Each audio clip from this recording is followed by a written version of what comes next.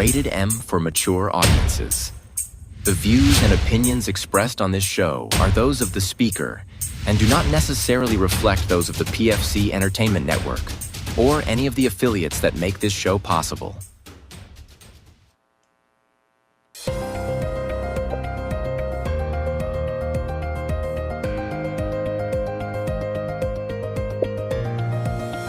This is the Pure Fury Creations Entertainment Network.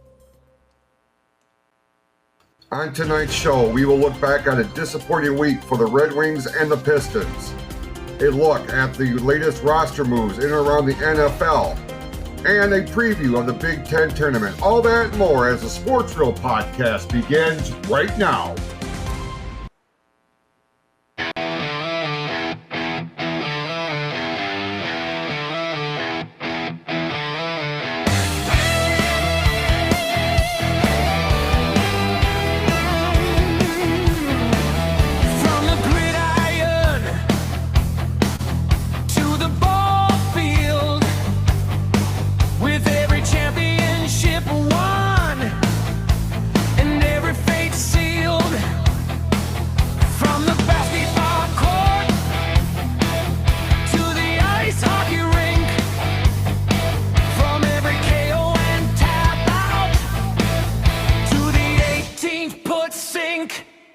If it's in the headlines, on the first page or the last, it's fair game here on the Sports Reel podcast.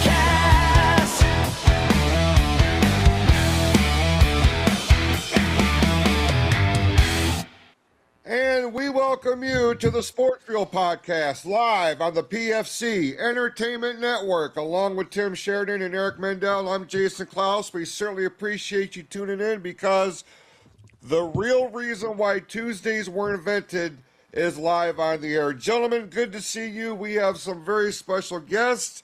Tim, would you do the honors, please? I sure will. Today, we are joined by your agent, Brad, and Jersey Fred from It's Monday, y'all. You can find them on YouTube and everywhere else, but I'm sure they'll plug themselves here in a little bit. But Brad, Fred, how you guys doing? Good, man.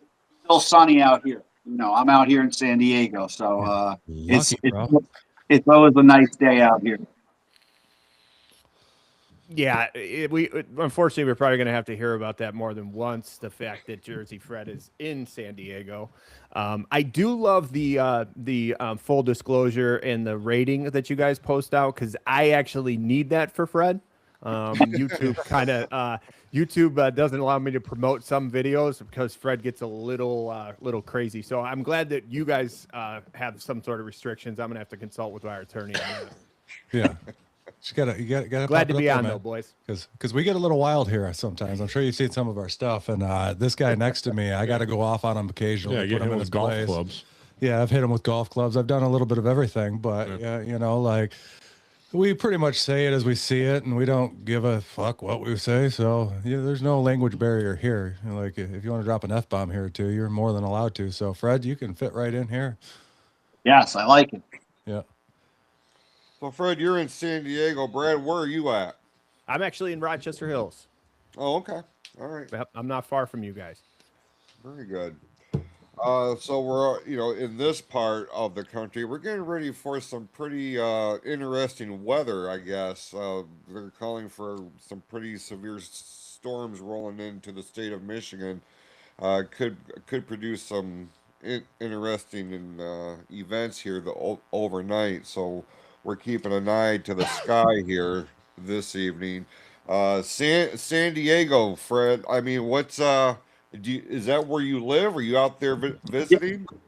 Yes, I live here now. I went from Jersey to Michigan, back to Jersey to California. I was in Lake Orion for like 7 years.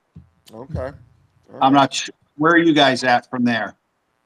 I'm in Lapeer. Yeah. Eric's in Lapeer. Jason is what? I'm in Holly. Holly area. Okay. Is Lapeer Greg? What's that? Greg's world famous ribs? Oh, that's Metamora. Yeah, that's Metamora. Okay. One town over. Yeah. Up there though? Yeah. We're just a little bit more north there. Real Yep. famous ribs. Gotcha. They are. They fall off the bone. I've had them a couple times. They're good. I mean, on the sign it says world famous, so I mean they got to be good. I had to even think about who the hell they were, so I don't know how famous they are. But and I live out this way. I've had them before, but I don't like. I guess you can just pop world famous on just about anything at this point in time, and you're good to go. You know. Yeah, we just got out here right around Christmas, so my wife got a job out here, moved us out from Jersey. So now we're just living the Cali life. It's amazing out here. I mean, obviously the weather, but you know. I had to ask because you're sitting over there wearing a New York Yankees hat, so I Yeah, just I'm didn't sure we'll know. get into that too. Listen, Jason will love it. yeah, I no, mean, I don't. If I can be, I will be at opening weekend at Petco for the Tigers. Thanks to your agent Brad. I saw that video. My wife's a huge, obviously, Tiger fan. They're going to be in town for opening weekend. You guys know that. So we'll be there Saturday's game. Very good, very cool. It's Well, walking distance. oh, that's awesome. That's Yeah. awesome. Well, we do certainly appreciate you guys being on here. We have a lot to talk about here this week on the Sports Real podcast. Before we start diving into the headlines, Tim, I can't help but notice there's something different within your dwelling, within your studio. Oh, Scott just called. Yeah, you Scott's out. already calling me out on it. There's a jersey missing currently. It'll be back up Thank God. eventually No, here, it won't. Scott. No, it won't. He's done. It's going to go on a different part of the wall. I'm kind of Scott, going through a I'm so whole happy. remodel of the studio right now, which is going to change even more here over the next couple weeks. But yeah, I got a new sign behind us here, Jason. I got made up. You got rid of that crappy jersey. Don't Well, knock the Mahomes jersey. I So had nice to and do sound. a triple take when I brought you on, so that I could see you. I'm like, wait a minute, what the hell is going on back there? And then when I Came to his realized what it senses. was, I was like, oh, that's pretty badass. I need Yeah, one. Yeah, I stopped into Office Max the other day. $29, bro. Is that right? Yeah. Yeah, is it Office Depot? Office Depot. Yeah, $29. They had that thing printed up in one day. Like, I liked it, so I just hung it up today. I'm gonna frame it in here pretty soon, but I think it's a pretty cool look behind us. It kind of, gets our branding out there. It's pretty badass. And then Scott's pretty excited that the Chiefs We're just jersey happy. We're just happy you took down that Patrick Mahomes jersey. Yeah, that's what I don't know Scott's you already put blowing it there. up in the damn chat. So It was horrible. Patrick Mahomes jersey will make it back up there because he is going to be the future GOAT. Not even close. You gotta say it. Not even close. Don't start with me today. He's not. We're going to get started. I already know. No. We're going to get into it today. I felt it today. Well, No, and yeah, I just want to apologize. We were a couple minutes late getting on there because I was just talking about my kid the entire time beforehand. So I wasted about 5 minutes talking about so there's my no kid golf talk at the end of the show. No, there's golf talk at the end of the show. I got the golf talk in already, but yeah, like golf is doing good. My kid's doing awesome right now. I had posted something on TikTok about his little journey and his progression through his golf swing over the years, and I do have to say we know he's making a team at this point in time. We just don't know exactly how it's going to work out. So I'll announce that next week once we find out 100% what's going on. Oh, very good. Eric, you doing all right? Besides all this golf That's talk, great. yeah, All doing right, great. let's- Doing great. I got my new shirt on, USA, can't complain. All right, good. We have a lot to talk about. You look back on what was last week for the Pistons and the Red Wings. Not what we would call a stellar week, especially when you're looking at the Detroit Pistons. There's been some roster moves within the NFL. The Big Ten tournament has been announced. Gentlemen, where would you like Big to Ten start? tournament has begun. It started today. Right. Yep. So where would you like to start this week, Tim? No, I want to, where I want to start? I want to get right into the fucking NFL because it's been wild over the last couple days. Like, I've been fucking just geeking, especially with the Lions.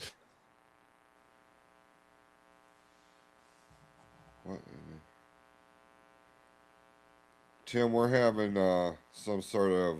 I can't hear you.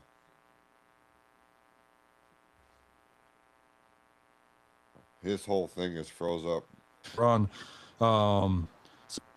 If we froze. Oh, Am I back? There you are. Yep.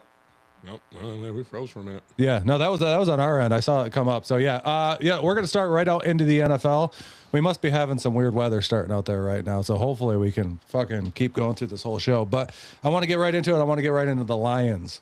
We've had a lot of movement this week. Let's get right.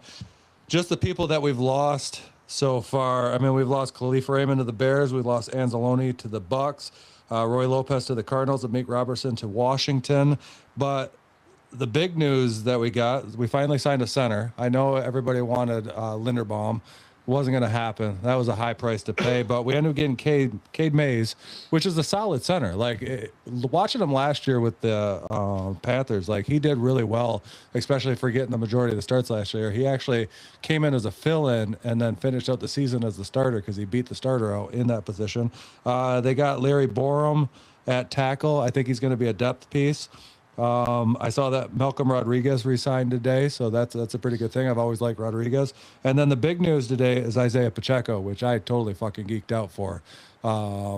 Because obviously everybody knows I'm a Chiefs fan, and to see, Isaiah Pacheco come to Detroit, that just it's solid. And I thought it was going to end up being Kareem Hunt, to be honest, but I had a feeling Detroit was going to dip into the Chiefs roster as soon as I saw that Kenneth Walker III signed with the Chiefs. So I knew there was going to be available running back there. I just thought it was going to be Kareem Hunt, but Isaiah Pacheco, even fucking better. I didn't think they'd let him walk. So I'm pretty excited. How do you guys feel about the Pacheco signing? Me personally, I'm an outsider here, but I love the fact that Pacheco, you got a little jersey now. It makes sense that I'm on today. Jersey boy coming into town. I think that's something maybe that the Lions need. Probably haven't seen that since Tuck McBride, who came out of Jersey as well. So, I think Pacheco is a great addition to the loss of Monty. I watch the Lions a little different than you guys. So you have to understand that. I'm a more positive guy when I watch the Lions than most of the Lions teams that I come across. It is what it is. But yeah, I think Pacheco is a big move. Like I said, get a little Jersey attitude in there. Yeah, I'm digging it. Brad, I know you're a Detroit always has fan, to bring brother. up when somebody is from. Fred always has to bring up, let us know when somebody is from Jersey. Obviously, on Monday's podcast, he let us know. Who is that, Fred, that we talked about this from Jersey this week? And I don't know what I had for fucking breakfast. My bad. Understandable.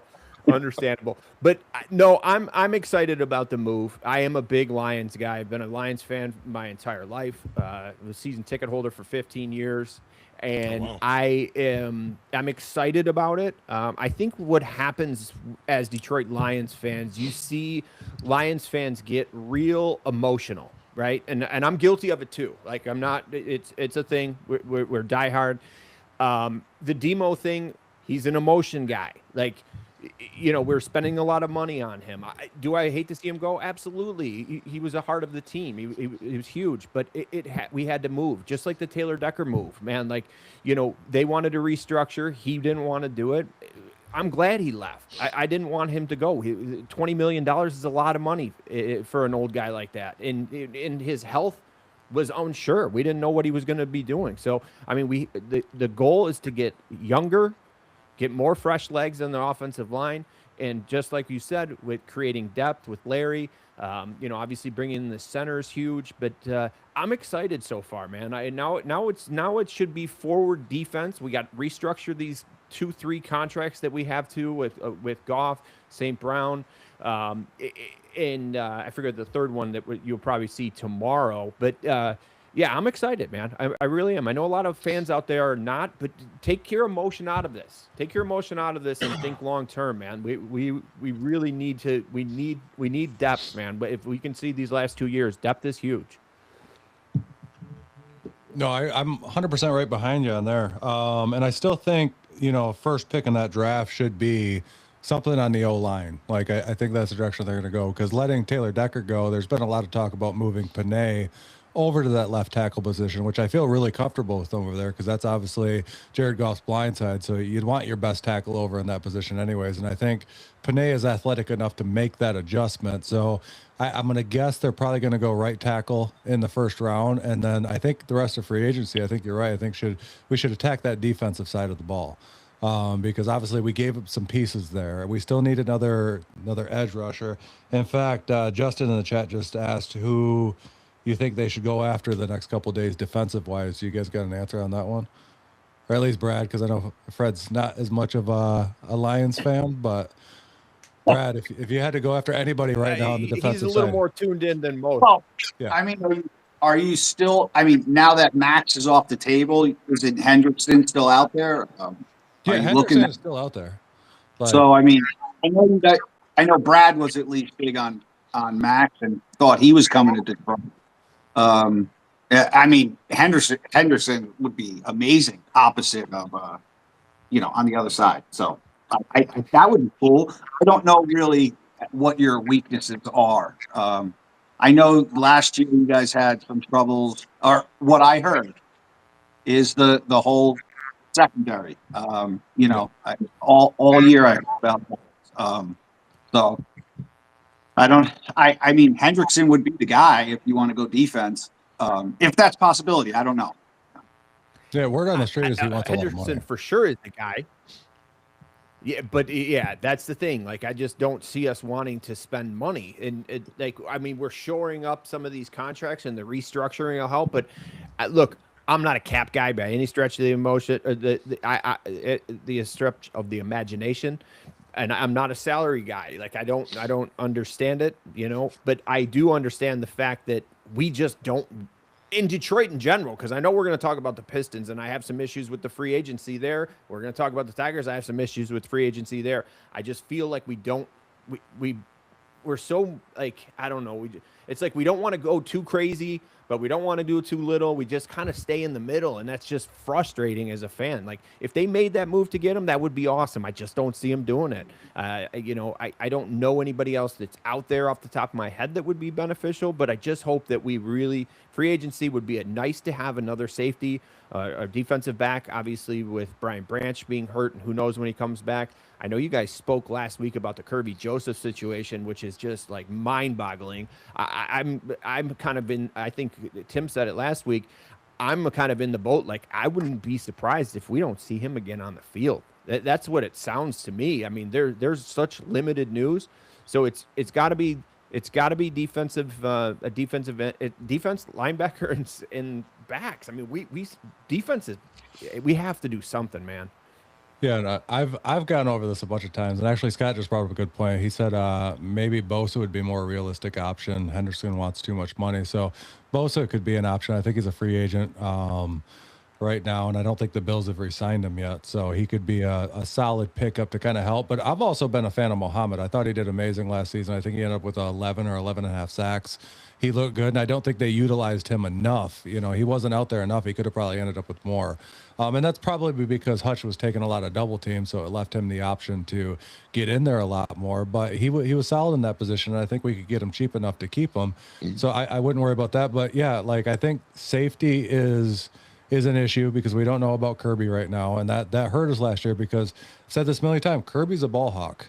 They wouldn't throw the deep ball when Kirby was on the field. So you didn't get a lot of those big passes that we lost to last year with him off the field.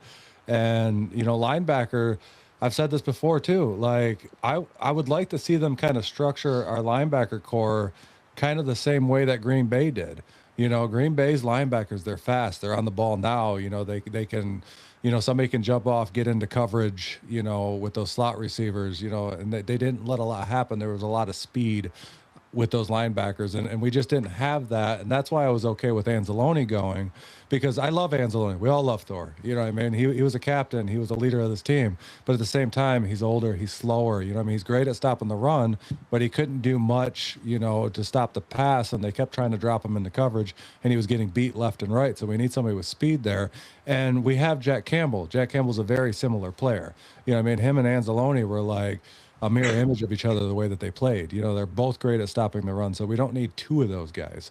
So it's, you know, we need to get a little bit more youth, and I think they need to address that in the draft.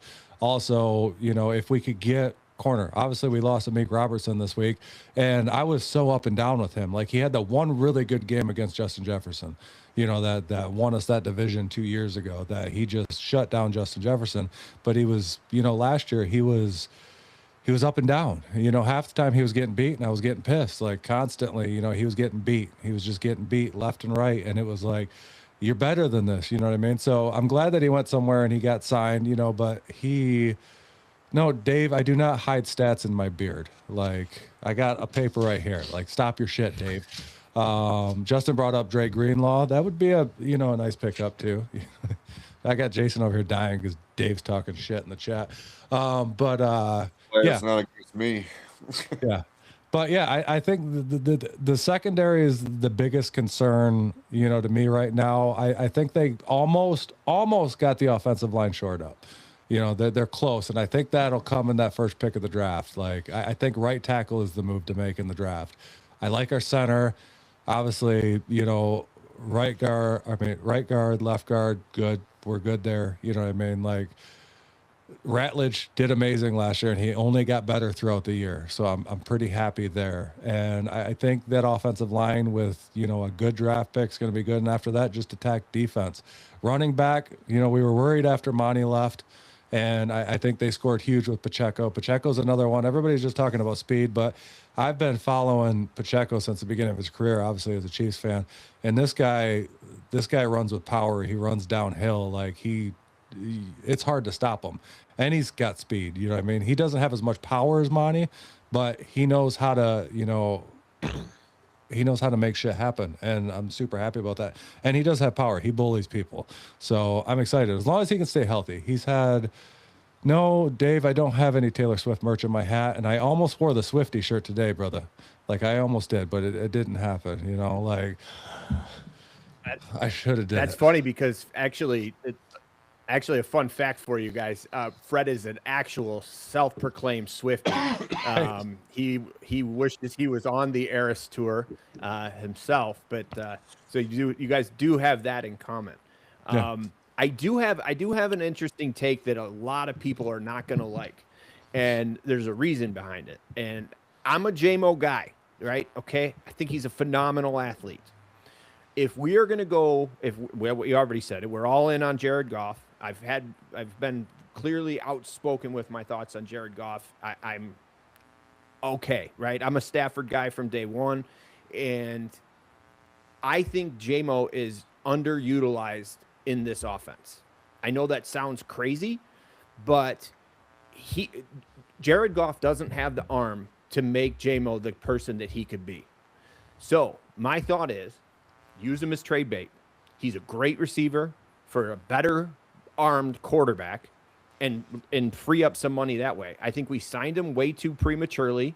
I thought we could have waited a little bit longer on that situation, but I know people aren't going to like it because everyone loves JMO. There's some, and I still think there's going to be some baggage when it comes to him down the road. I'm still not out of the woods with that, but I think that could be a possible solution to move some things and maybe get in some more defensive talent.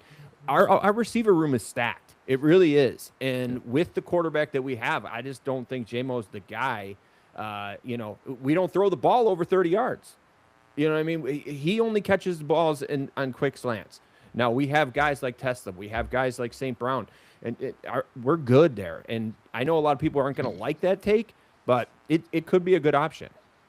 I mean, I could get behind that in one way, and that way that I could see it is like, if they use him as trade bait, got another piece defensive wise or a bunch of draft picks, and then go out and sign like Tyreek Hill, you know what I mean, for cheap, because he's probably going to go for cheap, obviously coming off it. And I have a feeling he's going to end up back with the Chiefs. But Tyreek Hill is essentially the same player, maybe a little bit slower now after the knee injuries, but with better hands. You know what I mean? Obviously, Hill's got better hands than what J-Mo does. And I love J-Mo. I don't want to see him go anywhere. But, yeah, we paid him a lot of money. You know what I mean? And they don't utilize him for the money that they paid him. And you're right. He is the long ball guy, and Jared Goff generally doesn't throw the long ball that often, you know, and so it kind of makes sense. I mean, we're a play action team, a lot of slant passes, you know what I mean? Like a lot of slot, like everything's out of the slot, you know, so it kind of, J-Mo's the top passer, but yeah. So, I mean, Zach kind of brought up that point. Like, that's why I said Tyreek, if you could get him cheap enough, he's got better hands than J-Mo does, but J-Mo has a lot more upside, obviously. He's still young. You know, I mean, he's only, he's still on his, he's within his first 4 years in the league, so he's still got a lot of growing to do. But he could draw a lot of trade bait. You're right. I mean, look what Monty got us. I mean, what was that 2 draft picks? Mm-hmm. You know, and that was fifth, seventh. Yeah, like that was actually, was it 3? Was it a 4th, 5th, and 7th? Yeah. No, it was a 5th and a 7th and an O lineman. The 4th. 4th and a 7th. Yeah. And an O lineman. 7th and an O lineman. Yeah. So I mean, that was a hell of a trade on their part. Like, I give them an A on that. Like, that was killer. So like, yeah, I mean, I could see that. Do I want to see it happen? No, obviously none of us want to see J-Mo go. But at the same time, if you could grab somebody cheap like Tyreek for, a year or two, and he's got better hands. I mean, I'm going to say it. Tyreek Hill's got better hands than what J-Mo does, and they're essentially the same player. And the price difference could be huge. Jason, Eric, you guys got any thoughts on that? Yeah, you're fucking crazy with that take. You don't think Tyreek has better hands than J-Mo? He's not what he's gonna be. He's a shell of what he was. He's not. He's a little bit slower than what he was, but Hill. He's not. No. But like Brad said, fucking Goff doesn't throw the ball over 30 yards anyway. So who gives a shit? You know what I mean? Like, you could get him for probably. Yeah, it doesn't matter how fast he. When he first came to the team, he was a problem on the defensive side of the ball for the other teams because everyone was fearing this deep ball. But then when we got exposed in the fact that we can't throw the ball downfield, I mean, just let him run. Who cares? We can't hit him. Like, there's no point. Like, I don't know about the Tariq. I'm kind of with you, Eric. Like, he is kind of a shell. I think he brings a lot of baggage. I don't think this, Dan Campbell and those guys are going to put up with this bullshit, to be honest with you. Exactly. And, he's going to find another. He's going to find two more. You'll find like 2 more baby mamas in Detroit. A couple of baby mamas. Yeah, we can't have that. Yeah, that's fine though. I'm a real estate agent. I'll sell them a house with 10 rooms. I don't give a shit. Yeah. Rick, That's fair. That's fair. Rock on. You might be knocking into your business here now if nobody wants them. Like, Brad, this could be a business opportunity for you, brother. Like, hey, if he wants to use me as an agent, he can come to Detroit. I'm good with it.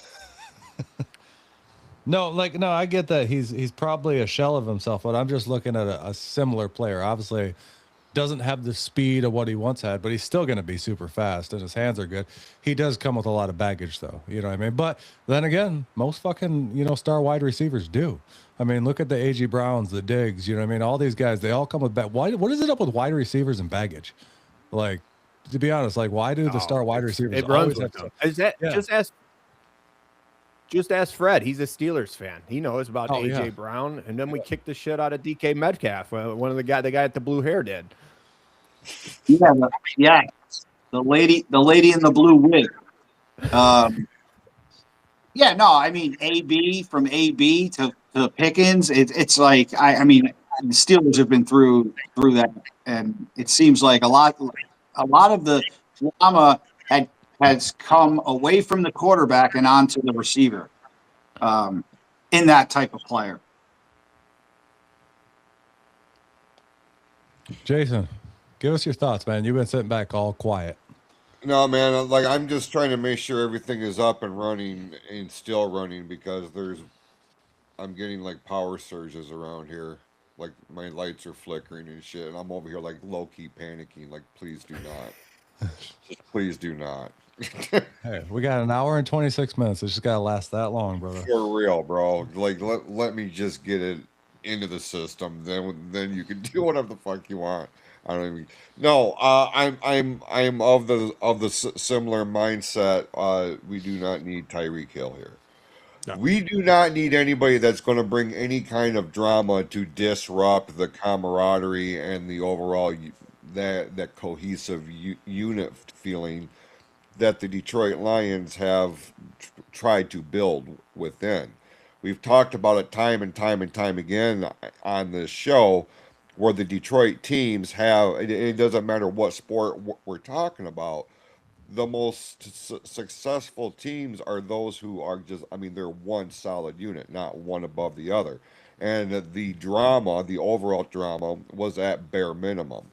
Bringing somebody like him here, just it threatens to disrupt what we're trying to do here. And we don't need that. We don't need that at all. I think it was Scott who said, let Tesla shine. Absolutely. That would be the route I would go with this. So, I don't know, man. Hang on a second. We got somebody. What's going on? So, Freddie is trying to get back in. Is he not here? He froze. I see him froze. Okay. I mean, I still see him. He back. There he is. There he is. We thought They you were have still here the dial-up whole in time San because you Diego. froze. I did too. I thought he was still here. And all of a sudden the thing popped up. I'm like, wait a minute, what the hell's going on right now? They have dial-up in San Diego, so like that. Apparently. Yeah. No, that by the way- high rise gets a little too much air traffic. Fiber out here. Yeah. On a programming note, I did just double check, and we are live on your guys' channel on YouTube too. So it is up and live, running. So we're good to go there. Thank God. Yeah. I got haven't an gone email, but I didn't. I thought I saw an email pop up. So hey, That's great news.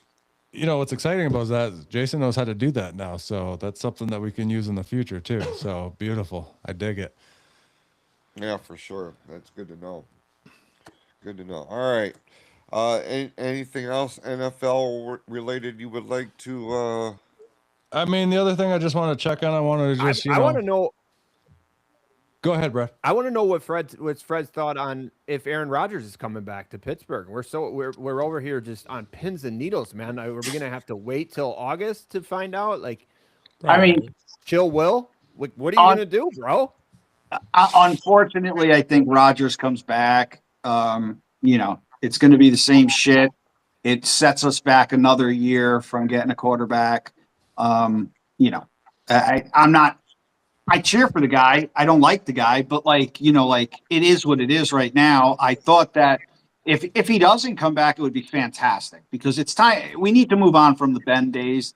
These stopgaps of like fucking Kenny Pickett to fucking Russell Wilson and, Justin Fields and now Rodgers. I want it over. I want a new dude. Listen, if Chill Will can do it, I mean, cool. Give him 2 years. I'm not even mad at that. It is what it is, but I don't see him not being on the Steelers again. Pretty sure you said Kenny was going to take you to the promised land, my guy. Well, listen, I mean, Kenny Clutch does have a ring. I mean, don't forget it. Yeah, but they didn't give him enough time. I mean, obviously they see more than we do. He's going to be a backup forever. I don't see it. I don't see a team without Aaron Rodgers this year in Pittsburgh, which I'm not a fan of. So I'm ready to move on. I'm ready. Even with Kenny Pickett, I would have been fine with 3 seasons of Kenny Pickett. I don't know. He was hurt. They gave him a half a year here and there. So it's I don't know. No, I get you there. I got a weird thing with Aaron Rodgers. I don't like him as a player anymore. Obviously, he's probably one of the greatest players to ever, do it. You know what I mean? You can't knock him on that. He's going to be a Hall of Fame quarterback. He's great. I didn't understand it for the longest time until I watched his documentary on Netflix. And it kind of made me actually start liking Aaron Rodgers, not as a player, but as a person. You know what I mean? Like he's an odd duck, you know, but I kind of see where he's coming from with a lot of this weird shit after watching his documentary. So, but dude, Steelers need to move on from him at this point. Like, if you're going to start a rebuild, don't pay a 40-something-year-old guy who occasionally can play okay. Like he's every like 3 weeks that can play okay to try to get you there. I mean, it's rough. It might be time to move on. Oh yeah, it's been time. You know, Zach's I would calling for love to see Rodgers. Rodgers go to the Vikings. That would be awesome. Wouldn't that be a fucking twist? Like he's just making his NFC North fucking roundabout right there. Like one more year at Chicago and a Just year in like Detroit, and Favre. he'll have them all. But yeah, he's got to finish it out like fucking Favre. Like you got to finish out. You know, you got to go to the Vikings at one point. He's hitting all those teams. You know, so but you know, and if we get him in the Falcons, then he's really hit all those teams. But yeah, it's yeah, I think his time there should be done, but what's left out there right now, you know what I mean? If they were smart, they would have tried to jump on Malik Willis. Like, I thought Malik Willis was fucking phenomenal. Yeah, like him, he was better than Jordan Love. I don't know why they weren't starting him. Right, he's out of Green Bay. Yeah, like, because even when Jordan Love was hurt, he was tearing people up. Like, he was good. Like, he was envious. Like, why couldn't that be our backup in Detroit? You know what I mean? Like, he's really good, and I think he's going to shine this year. So, like, if Pittsburgh would have went after him, that would have been a huge move for them, but obviously they didn't. So Vikings going to bring back Cousins before, and I could see that too, Scott. Like Cousins, because Cousins is out there, and they might bring Cousins back, you know, because JJ's not working out for him at all. And I didn't think he would, even though, you know, I'm a Michigan fan. Go Blue. Malik Willis. What's that? I was a Malik Willis guy when he was coming out. I wanted the Lions to draft him and let him sit for a couple years when he was coming out of was it Liberty that he went to? Liberty. Like, I was all on board for that, but and I said, and Fred knows this. We've been talking sports forever, you know, 10 years. I said from the jump that McCarthy was going to be trash in the NFL. Like I don't know what anybody was thinking. Like I'm not a diehard Michigan fan, but I'm a Michigan fan, I guess. You know, I didn't go there, but he was just a pawn in a great system at the time. He couldn't do shit. He couldn't throw the ball. Like the fact that he's even on an NFL roster is, and even a starting position is mind blowing in my opinion. I keep his ass in Minnesota as far as I'm concerned. Yeah, I think that experiment's almost over, to be honest. And who's going to? Yeah, I don't know, Scott, who our backup's going to be. They're going to have to find somebody because, yeah, Kyle Allen did sign back with Buffalo, so he's linked back with Josh Allen right now, where he came from the year before. So it'll be interesting to see what they do there. They might have to draft somebody late as a backup quarterback or just try to pick somebody up because all the good backups, I think, have been signed already. Gardner Minshew's already been signed. Like, there's a lot of stuff.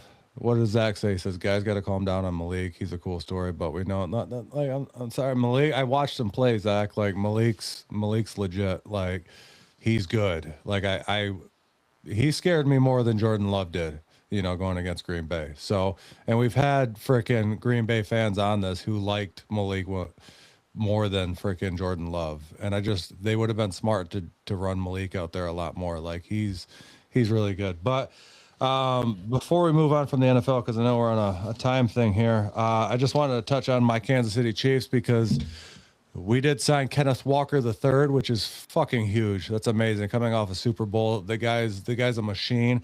And then Swifties rejoice because Travis Kelce is coming back to play another year, which tells me, to be honest, I think Mahomes is a lot closer to playing earlier this year than what we thought. We didn't think he was coming back till October, but with Kelce re-signing for another year, I think his rehab's going a lot better, and he's going to be, you know, maybe ready to start at the beginning of the season. So watch out for the Chiefs once again.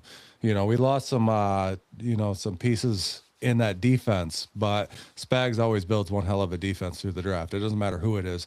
He creates some of the best corners in the league, some of the best safeties in the league. They draft really well. Like, I'm not worried about the defense at all. So that's my AFC team. Like, I love the Chiefs in the AFC. Everybody else gives me shit. Scott, I don't want to hear it. I'm sure you're already commenting. Like, Yep. He already said nobody cares about the Chiefs, Tim. I care about the Chiefs, Scott. Drake, what's going on? But yeah, that's it for the NFL. I think it's about time that we'll move into the Red Wings first, because I think it was a little bit more of a positive week for the Red Wings than it was for the Pistons this past week. So let's move into the Detroit Red Wings with a little NHL action. Jason, lead us off. Well, this is what when you look at last week in Detroit sports, and as I was making the graphics here, I I had to stop and kind of look back on a few weeks and been like, this, I don't remember having to put the Detroit team on the losing side of the equation so often in one graphic. And I was like, holy Christ, what an abomination we went through. And I think it's because we got spoiled with all of the success of our team, specifically the Pistons. We'll get to that here in a little bit. But when you look at what the Red Wings did here, Eric, dropped games to both Las Vegas. That one was 4-3, and then Florida 3-1. They did shut out the New Jersey Devils. So there was some bright moments last week. But when you look at that, especially because the Panthers are on their schedule again this week, what's your takeaway? Well, the Golden Knight game went to overtime, so they got a point, so that's good. But still, when you're up 3-1 and you're going into third, you need to close that game out. And I think us getting Justin Falk will help with that, and he fit right in. He's already played for us, so I think if we would have had him for that game, probably would have ended differently. The Florida Panthers won, the 2 times or Stanley Cup champions. That's always going to be a tough game. I don't think they showed up. I don't think they were ready for that. And Florida's getting hot again when, getting hot in March is it's the right time. So them playing them tonight is going to be huge. And then honestly shutting out the New Jersey Devils that were playing hot too. That was definitely something they needed, some momentum to get back going. 100%. They went into the New Jersey game probably pissed off, and in the must-win mindset. Like we have to win this. And we didn't have Larkin in that game either. Right. So that was huge right there. You didn't have your star player on the ice, and you managed to shut the New Jersey Devils out. That was huge. For sure. You guys, do you guys follow the NHL, the Red Wings? I will chime in first because I already know how Fred's going to start his comment. I am not a hockey guy at all. I mean, if we sold the team tomorrow and put more money into the Tigers, I would be happy. The best thing that the Red Wings have done in the past 20 years was do the Zamboni chicken finger bucket for $47. I mean, like, I don't get it. I'm not a hockey guy. I will tell you this. I became a hockey guy during the Olympics. I think to make hockey better, we could take the playoffs and do like a 1-game elimination, like March Madness, so people will tune in more. But no offense to those hockey fans. No, it's not my gig, man. You cannot do a 1-game elimination in hockey because there's nothing like a Game 7 in the Stanley Cup Finals. There's nothing like it. You can't. But I just gave you a Game 7 every single week. No, it's not the same. It's not the same when you all both have won 3 games and you're like, this is it. Like we played these guys 6 times, and who's going to be the better one in the 7th? Especially if it's a Stanley Cup. Like that's a different atmosphere. It's so. If you're a hockey fan, if you walked into Joe Louis Arena, you'd get it. That place, you walked in there and you just felt the legacy and everything the Red Wings were about in that arena. It was nuts. It was definitely a whole different I'll tell you atmosphere. what. I will tell you this. I do enjoy going to a hockey game and watching it live rather than watching it on TV. See, I'm like that with baseball. I can't watch baseball on TV, but I can go to a baseball game and enjoy it. So I'll give you that. And so understandable. But Fred, what's your opinion on this? Well, I give Brad shit all the time. You guys, me being from Jersey, I'm an Islander fan. So growing up, it was Isles or Rangers. Then obviously the Devils came to town from Colorado.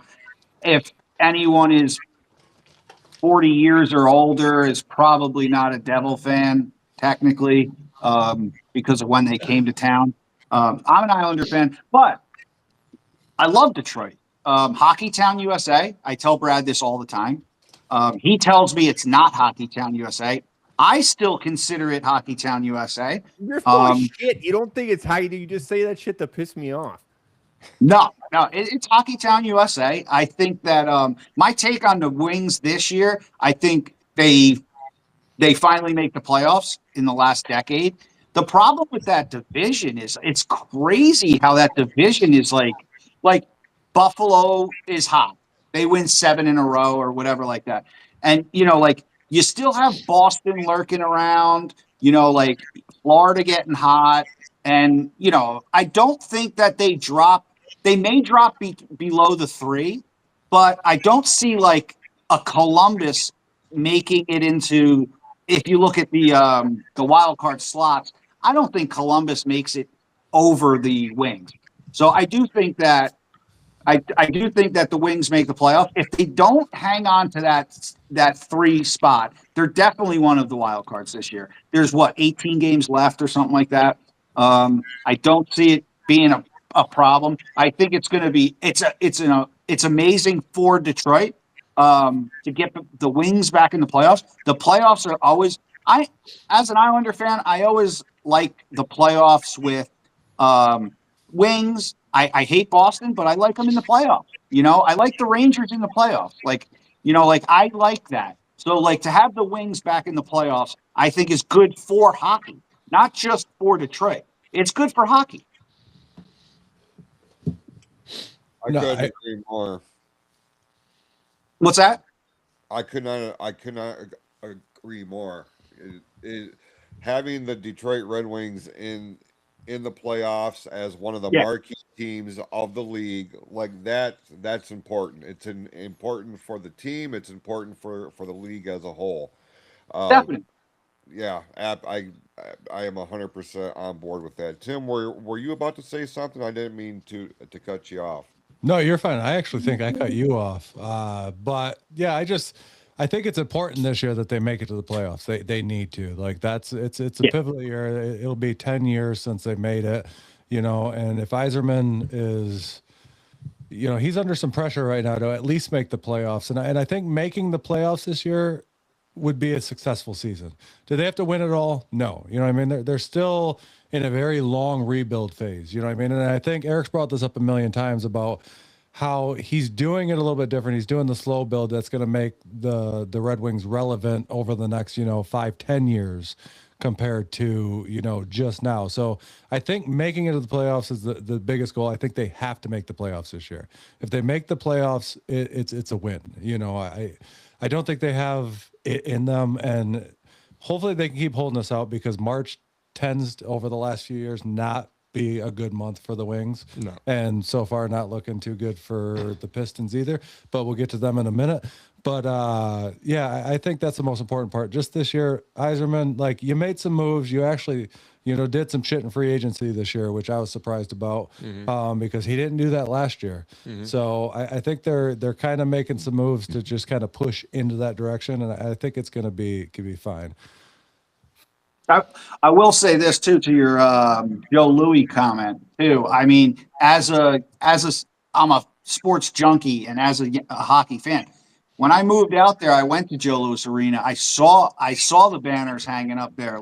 It was a vibe in there. LCA, I get it. It's new. It's cute.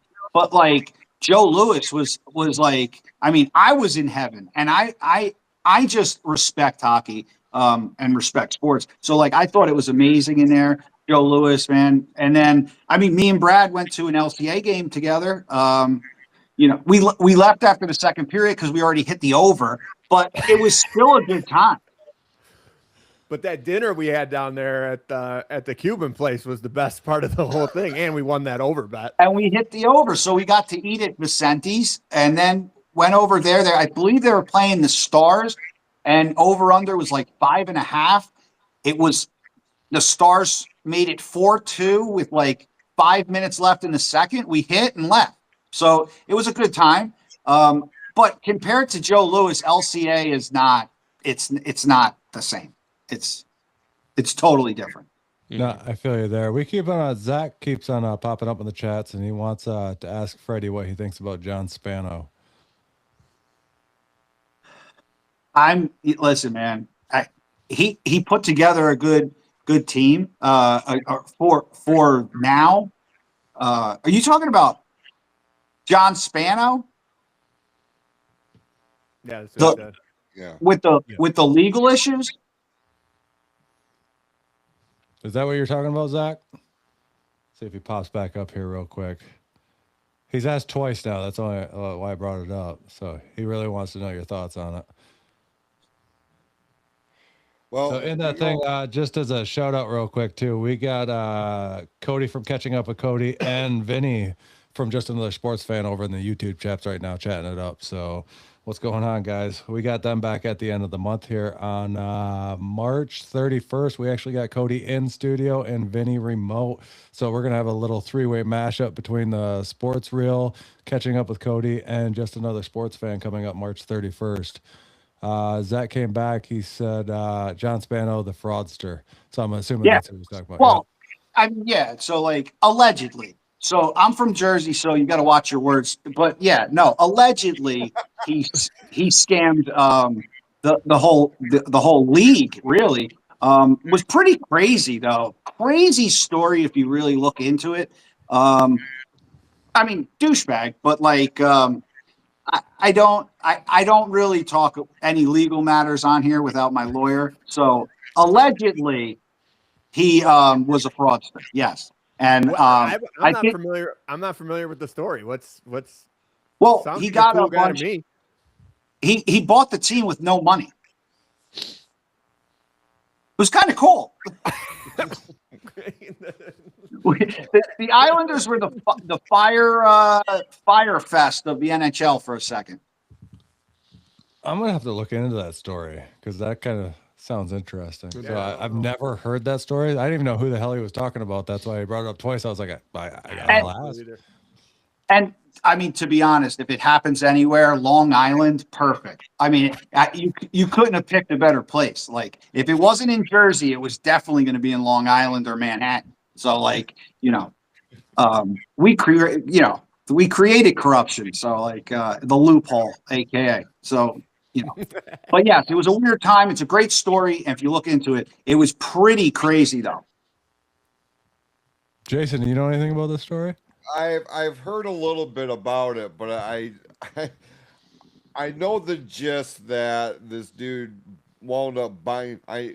Zach has said it too. I'm like, I feel like this dude was tied to a few other teams before he ultimately landed with the Islanders. And I remember thinking, I need to look more into this, but on the surface, it just sounds so absurd. Like, this can't be real life.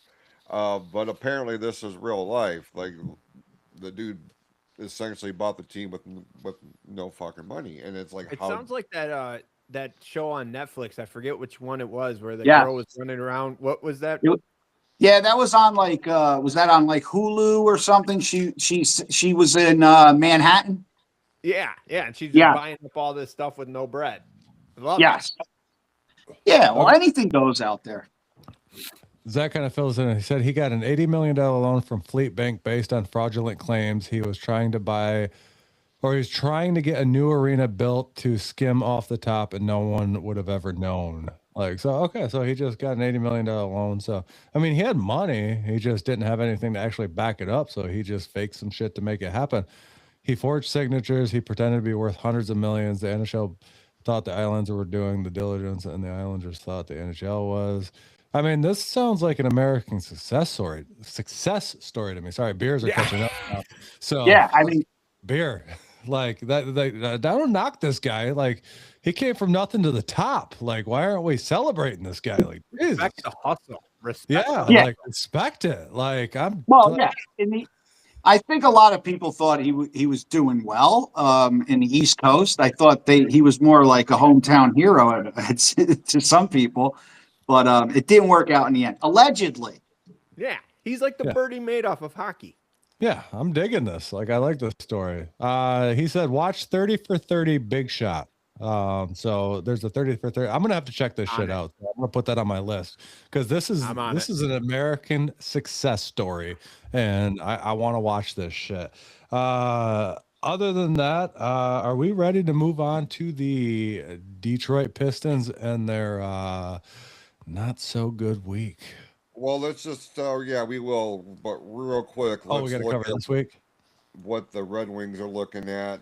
Tonight they have their other showdown with the Panthers. Thursday they're in Tampa Bay to play the Lightning. Saturday they'll be in Dallas for a showdown with the Stars, and then Monday they're back home to play the Calgary Flames. Easy for me to say. Um, this is going to be another one of those weeks, man. Eric, when you look at Florida, Tampa, Dallas, and Calgary, what's your prediction here? What are we looking at?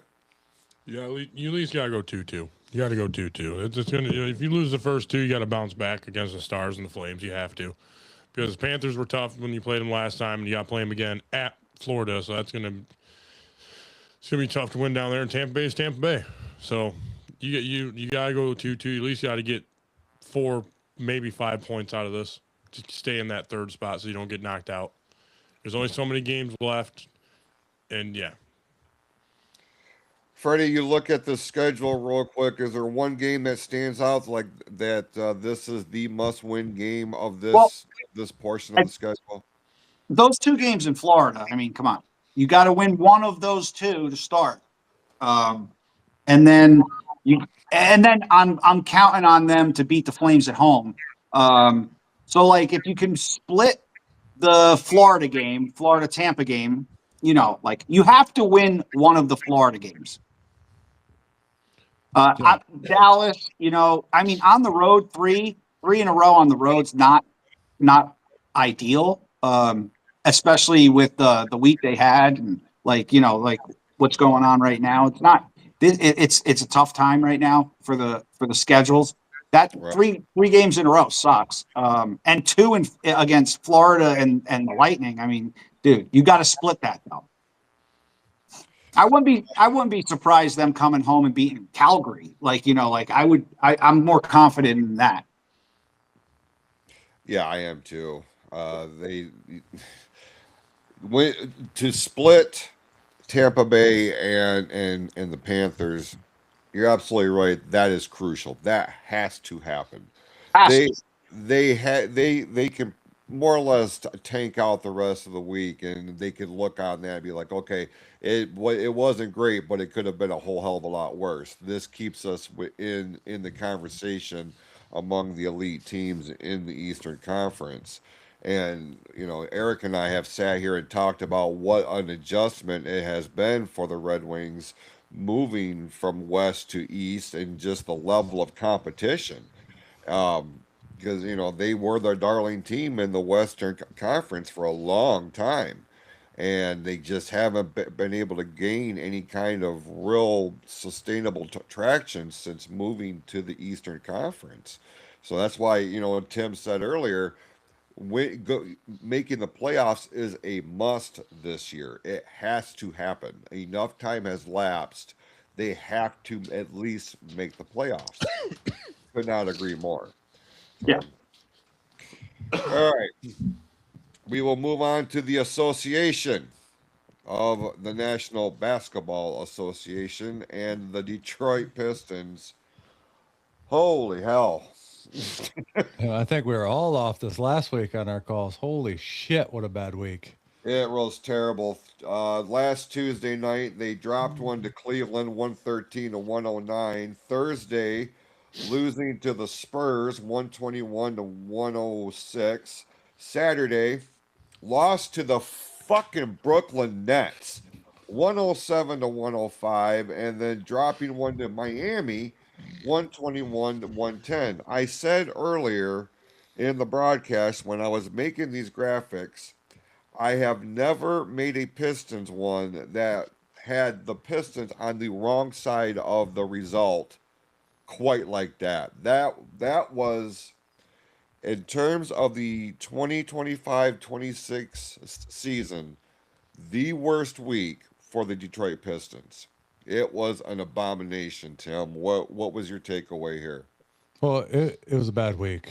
Actually, real quick, I want to get Brad's take because Brad, you made a video about this, and then I commented on. We got in a little discussion on TikTok there because you brought up the Nets. If it had me worried, and it's March in Detroit, and the season's kind of closing. It's after that second half. We watched the Tigers fall off, after the All-Star break last year.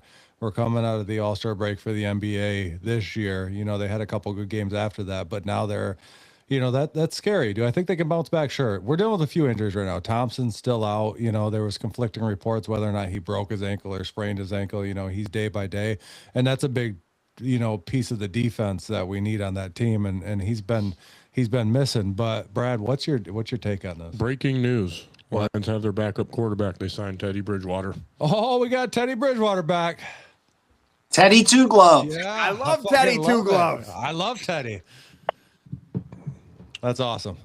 I That's am not upset at all. No, not at all. Not at all. I like having him there. Plus, he's kind of he's a vet with some leadership ability that can kind of talk to a lot of the younger guys too. So that's a good pickup. But Brad, back to the 100%. Pistons and their week. You had brought up about maybe being a little worried after the showing this past week. What do you think's going on with them? Yeah, I'm extremely worried. To be honest with you, I'm extremely worried. This weekend was terrible. Obviously Saturday was a disaster. The fact that and now I get it, they're sure, and like you said, the defense is struggling right now. Now the estimated time back, I think he's going to be back for the Sixers game on the 12th, is what I read. So that's good. But I think we're not talking about the real problem. And the real problem, it seems to be a city problem, in my opinion, is we don't make moves at the trade deadline. The fact that we thought that picking up this was it Kevin Huerter, he hasn't hit double digits since he's been a Piston. He's shooting 39%. You thought that was going to be the answer to the problem that we have. We need a shooter, right? Defensively, we're good. Like, to your point, if Sher Thompson comes in, we'll be good, right?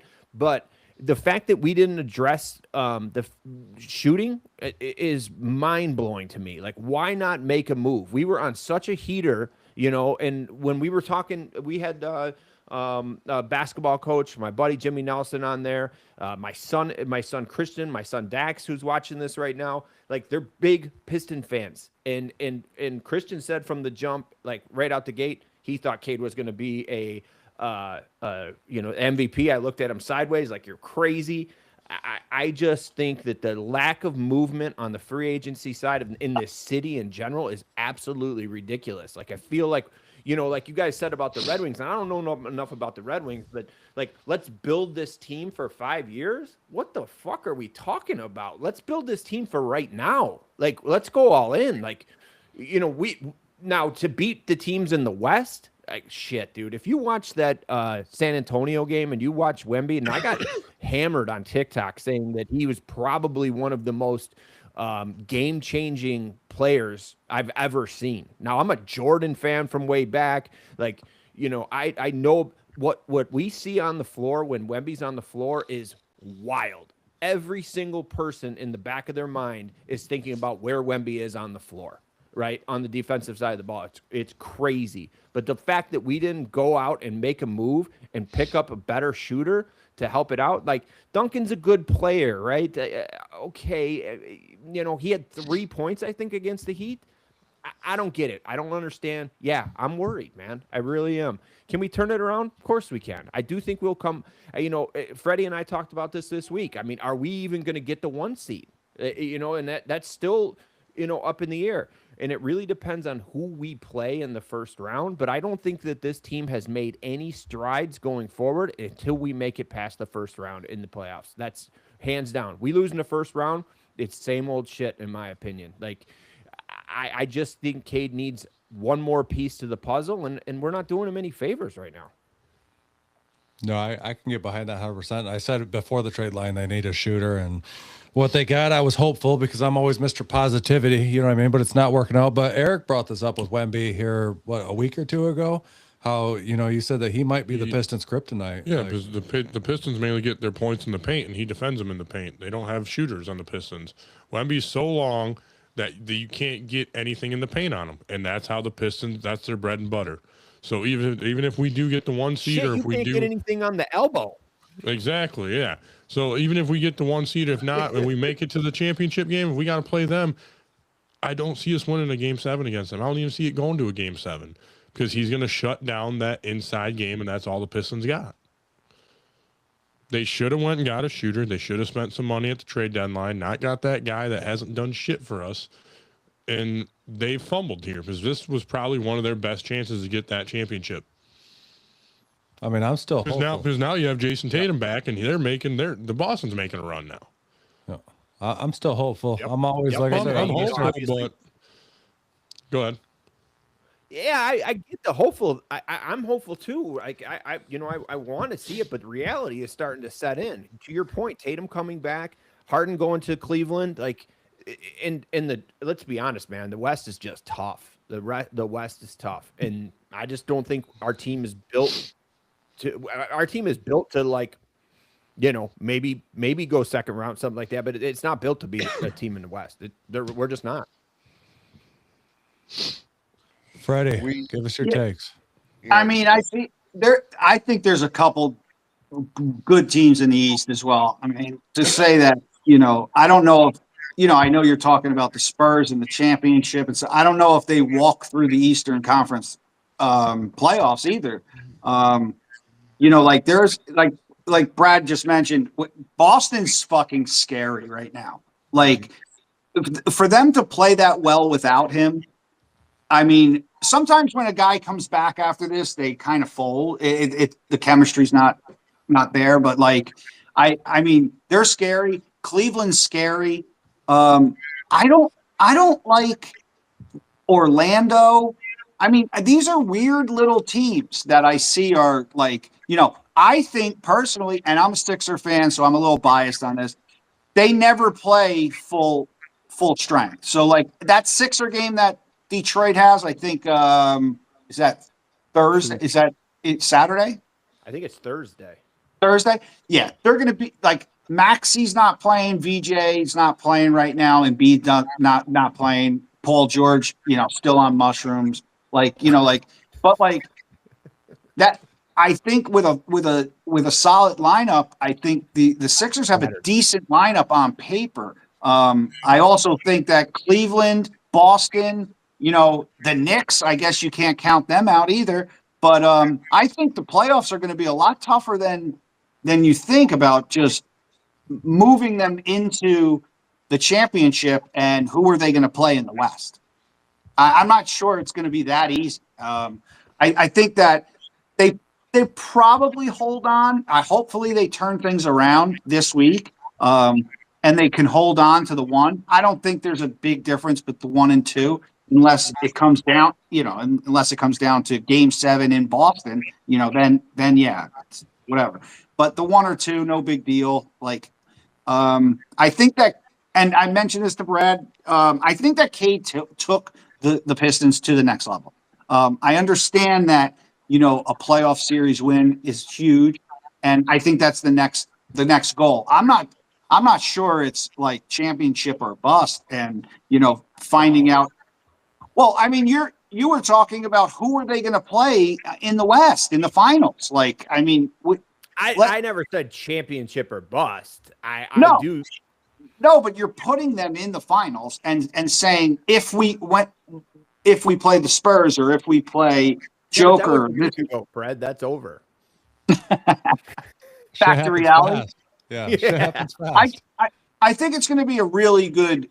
I think the East is going to be a really good playoff. I think the West is going to be a really good playoff too, obviously. But yeah, I don't think there's. I feel like there's so many teams in the East that are just sneaky. Like I said, I wouldn't want to play Orlando. I don't know. I just there's some weird teams out there. I don't want to play Cleveland. Who knows how that's going to end up? Like they could be terrible. But because Harden is a cancer most of the time, but it's going to be an interesting run to the end of the season right here. And I think that no matter where the Pistons fall, I think they win a playoff series. I think they win the first round. I don't care who they play. They win the first round.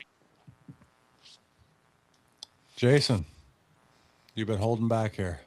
No, I was just looking at the standings and seeing, where things are kind of shaping up, because this past week was a reality check for a lot of Pistons fans who have just been, and I'm right there with them. Like we have sat here and waved the flag and got all invested into what we were seeing, and the Pistons have been a dominant team for the early portion of the NBA season. We're over here sitting there like, is this real? I'm over here asking, is this real? Or is this just the luck of the draw right now? And once we get post All-Star break, well, then it's nut cutting time, and everybody is really kicking into high gear. Boston and Tatum, making his return. That's the one thing we all worried about. Like, we were keeping very close tabs what was going on in Boston, and now Harden joining the Cavaliers. It's like, oh shit. Freddie said he's worried about Orlando. I am too, because it is a team like that comes in and plays the role of spoiler. They come into it with a mindset, we got nothing to lose, but we're Nothing. not here. Yeah, right. So let's play the role of spoiler against one of the elite teams. And right now, say what you want, the Detroit Pistons are an elite team in the East right now, as things stand. They're still the number one team in the East, not by much, but they're still there. So Last person you want to get in a fight with is somebody that has nothing to lose. That's for sure. absolutely. And for some reason, we've lost Tim and Eric, so hopefully they're okay. Um, Tornado touchdown in Lapeer. Bro, I didn't want to say it. Well, then while we're waiting for those guys, if you guys jump on our YouTube channel, hit a subscribe, man. We'd love to get some new followers from these guys. But yeah, jump us on it's Monday All on YouTube. You can find us there, man, and find us live with you guys tonight. Thanks to you, Jason. No, man, this was a collaborative effort. This is the first time my network has simulcasted like this with another show. So it's really cool. Now that I know how to do that, I'd be like, okay, this Yeah, could let's do open it. up a lot of options. So I really do appreciate that. Yeah, let's these motherfuckers. I tell you what, I should sit here and talk some shit, but before I let them back in this. We're in. We're in. Let me tell you about Eric. No. He's gonna go back and listen to this. He'll be like, "What the fuck?" Hi. Quiet. What's Yeah. going on? Hey, we're in a new location on the screen. I'm digging it. We fucking disappeared on you guys, but I could see that you guys were still on fucking, because I switched my phone over thing. We're having some internet issues here, so we must be I haven't been upstairs, but we must be getting some fucking weather through here right now. So Shouldn't be, but we'll see. we'll find out. Hopefully all my shit uploads. I think it'll upload just fine. Oh, what's going on there? Oh, I just switched off because I want to see if our previous thing was uploading, because I don't want to fuck with Jason at all when he goes to post to upload this thing to Spotify. But what are you guys talking about? How much we adore Eric. I'm trying, dude. I'm trying. Yeah. I'm just listening.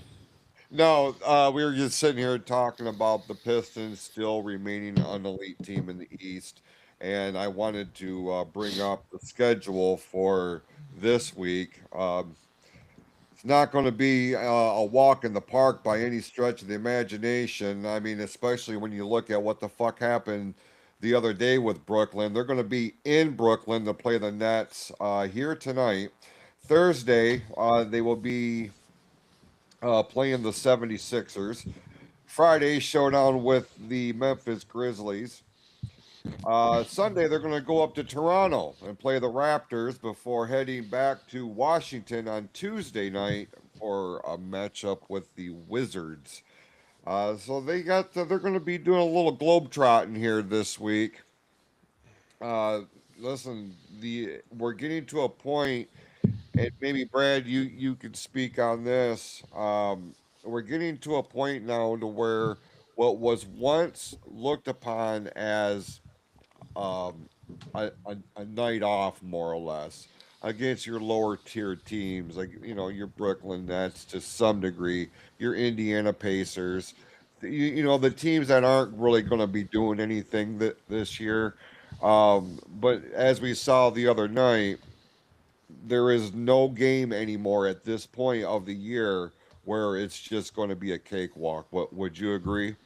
Yeah, 100%. And I like that schedule coming up this week. It's not terribly hard with Toronto with the Sixers and anything like that. I think this is a great week to kind of regroup, get back to the basics. And again, this team was built on a defense, right? And if we can really get back to what got us where we're at right now in the defensive side of the ball, unlike any other team in the NBA, obviously, other than the Spurs.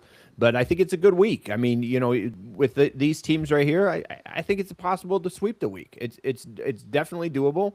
I can see us dropping maybe 1, 2, but I think it's possible for us to sweep the week, and I look forward to us talking on our podcast on Monday about the sweep of the week.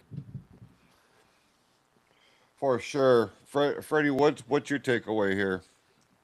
Yeah, I think I'm just being positive for the Piston folks out there. I think it's the bad blood, the bad vibe is over. I think they run through this week. Like Brad said, maybe you drop 1. I'm not sure, but I see at least 4-1. Yeah, and then you'll get into the last. You have to start your run soon. I think there's a perfect opportunity to start your run after what happened last week with Brooklyn and Miami too. Kind of shitty, but yeah, and you got to get people healthy. But I mean, it's that schedule is very favorable to start your run. Or get shit on the get the boat back on path. Yeah, I think that's the most important thing. You get back on track Yeah. here. You kind of got derailed here for I a mean, little bit. I think the number tonight is what 14.5 they're given. They gotta beat and cover tonight. And I think that would take a lot of nerves away. Not all the nerves, but it would feel good. I know it's only the Brooklyn Nets, but to beat and cover, 15, I think you would forget about the loss over the weekend. For sure. All right. It's gonna be a favorable week, hopefully overall here for the Detroit Pistons, and it's crazy to think about because we're now, going into the second week of March. The Big Ten tournament is underway. Just a lot of news coming out of the last or the end of the regular season for the Big Ten teams out that we're following here. What wound up being a season sweep, regular season sweep for the Michigan Wolverines over. Look, I got to at least mention it, right? For the Michigan Wolverines over the Spartans. Much to my dismay, but look, I gotta call it the way I see it. The Michigan Wolverines are on a whole different level right now, and it's been an incredible thing to watch this season. And obviously they're going to be rolling into this tournament, odds-on favorites. Because right now all eyes are on March Madness. Eric, your biggest takeaway from Michigan, their big win over State, now going into the Big Ten tournament. Well, my biggest takeaway is who's Michigan State's starting guard? The guy who kicks people in the nuts? Yep. When is he gonna grow up and realize that he could cost Michigan State a spot in that tournament and get ejected? He could have got ejected. Easily could have got ejected for that. The refs in the Big Tournament ain't going to deal with that. He's either going to kick them out and could cost Spartans a chance to go make a deep run. Because I said it when they were playing. This is not the same team they played in Lansing.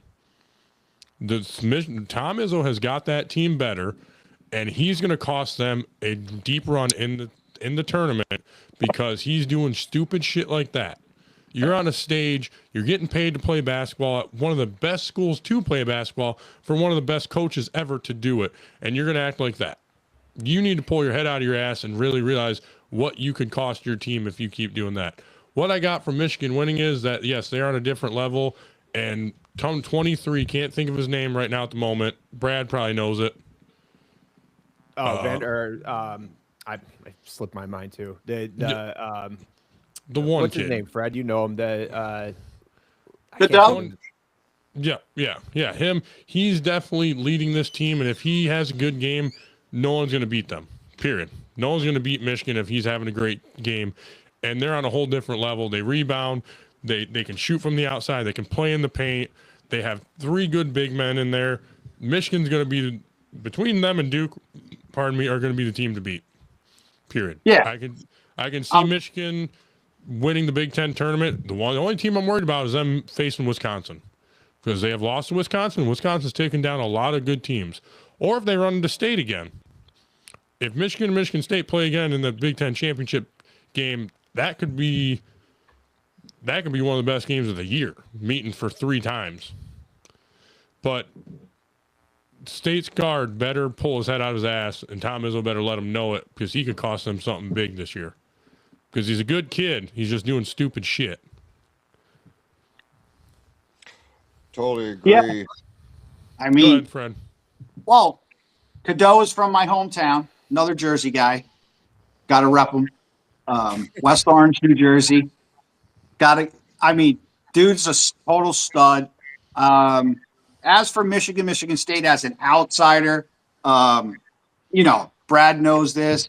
I think it's crazy how you guys go at each other, State and Wolverine fans and stuff like that. But yeah, Michigan's one of the best teams in the country, hands down. That Michigan Duke game that we saw, that was a Final Four game like any other year. That was a legit game. That was a crazy game.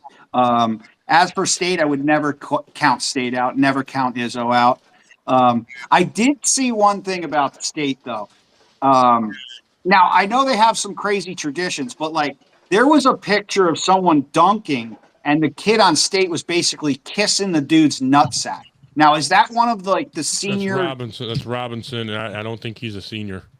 Is that a junior. No? But do they do that stuff on senior night too? After they suck off the emblem at center court, do they kiss nutsacks?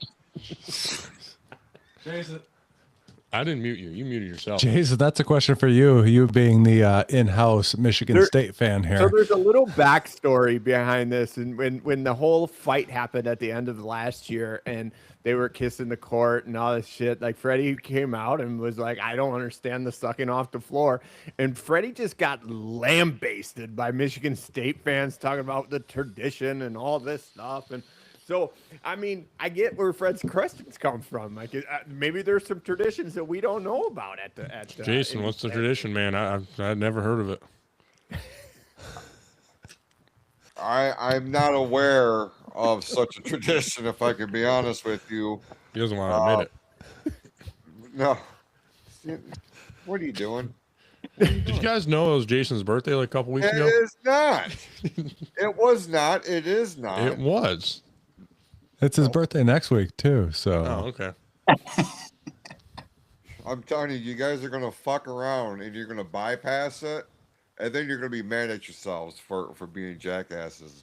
Well, the safest way is just to wish you happy birthday every week from here on out. So happy birthday, Jason. We're going to have to do that. That way we never forget it if we address it every week. But no weird traditions, because Jason is our State guy.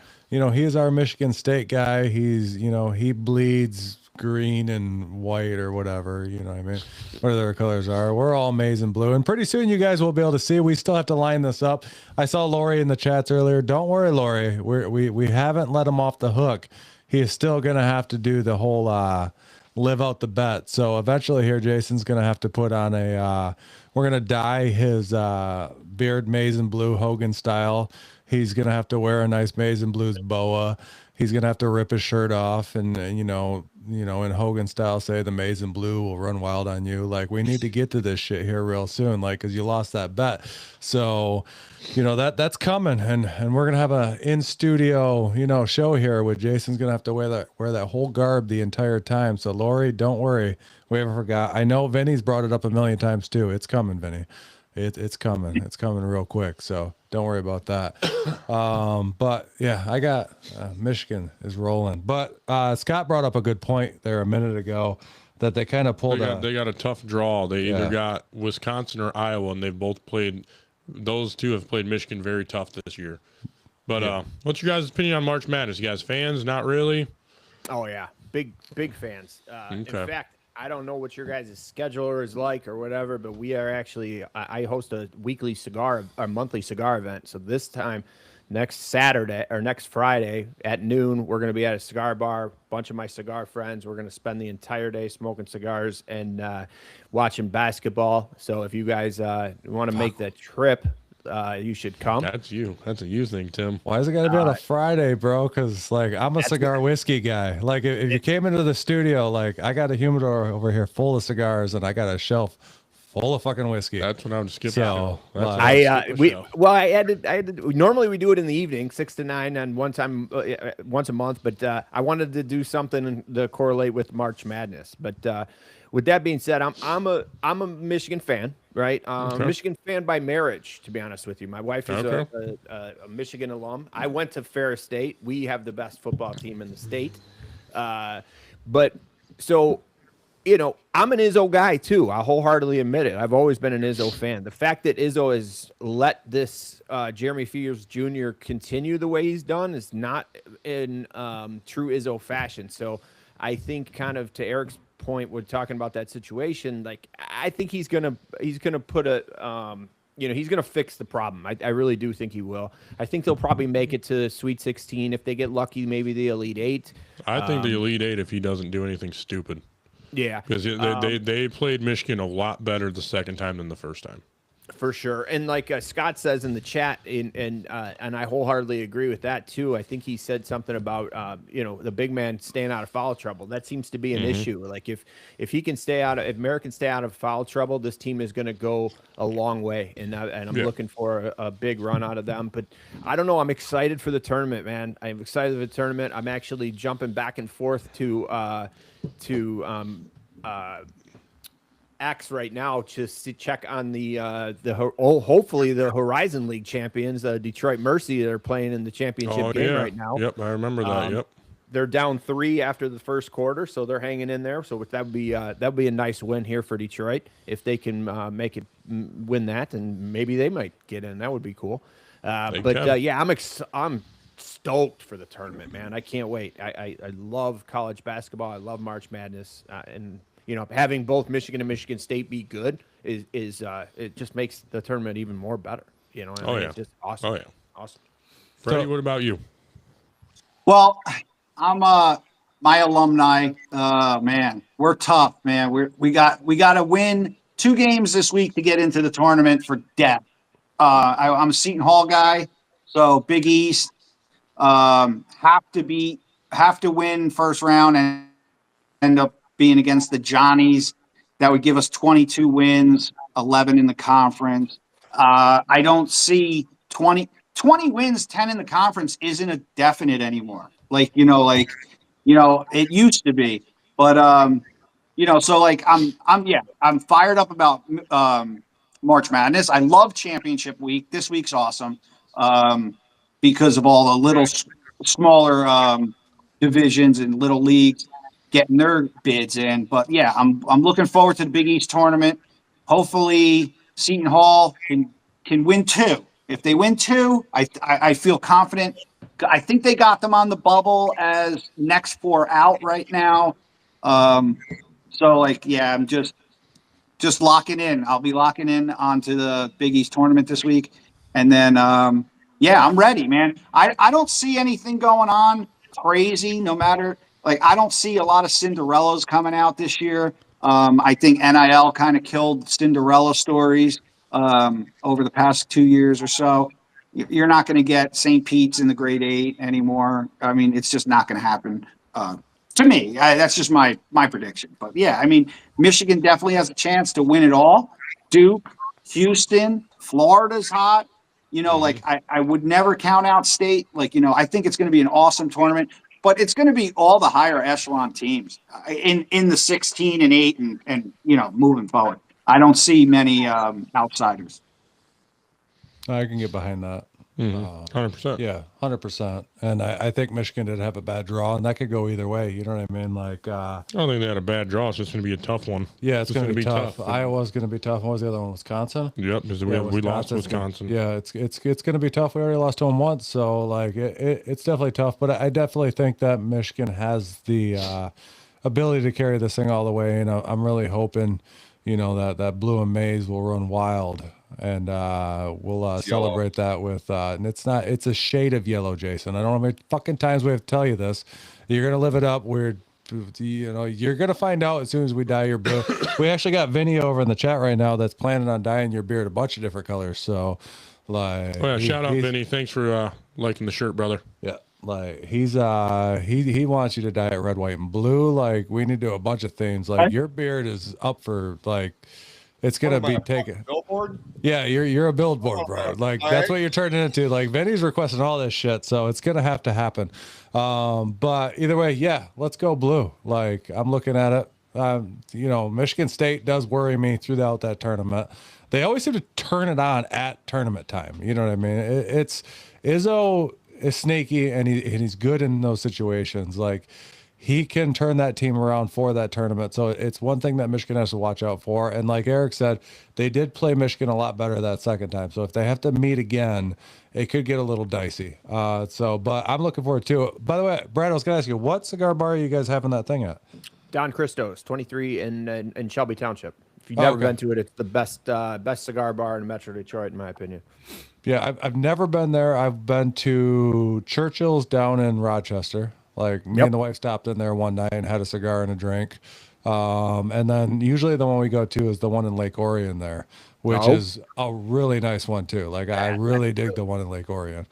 In fact, that was the first one we ever went to, and the wife was like, we need to open one of these up in Lapeer. And I'm like, I just don't think we have the, the clientele to support a cigar bar in Lapeer. You know what I mean? Lake Orion's a little bit better. But like, it's a cool idea. I dig hanging out at them. It's I'll pretty cool. I'll get you hooked up in our group, man. If you can make one of our events, man, it's awesome. We have a good group, man. We probably get 20, 30 guys once a month and just shoot the shit and smoke some cigars, man. Some cool places out there. I'm down. Like I said, I'm the cigar and whiskey guy of the group. So, and I definitely enjoy my cigars. Like I said, if we ever get you in studio here, Brad, I got a humidor full and a shelf full of whiskey. So, if you would have told me that before, I probably wouldn't be here in Rochester, my friend. Yeah. And I got just about everything. I mean, if you used to be able to see my shelf on camera, but it's off camera now, but I've got probably close to, I don't even know, 50, 60 bottles of whiskey over there. Too much to look at. You know, like, I enjoy collecting also. So between my cigar collection and whiskey collection, it's pretty substantial at this point. I mean, obviously people have more, but I go after the rare bottles that are hard to find. So, but other than that, where are we moving on to from here? It's still only 7:38, so we got some time to kill. But I know that Tim's 2 minutes of golf is going to go a bit longer because I'm actually pretty excited because I know that Brad actually follows some golf. So I have actually somebody on the fucking show to talk golf with. Run it. Hang on a second. Before you do, Jason, no one cares about anything about State.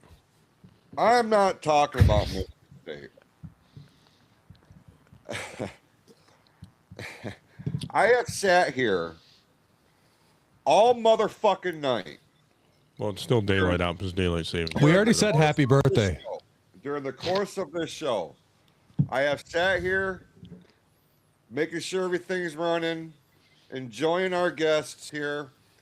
So to Fred and Brad, I apologize for this. We call this a sidebar.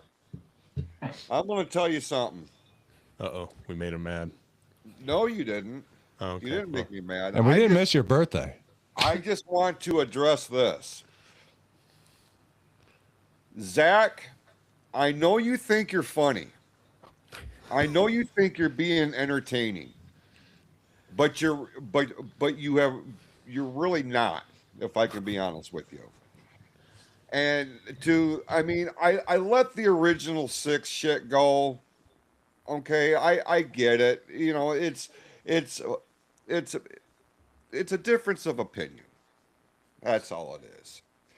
I just like I'm over here and I just keep seeing these little jabs and shit like that. And obviously you want to be acknowledged, so I'm gonna take the time to stop my fucking show to acknowledge.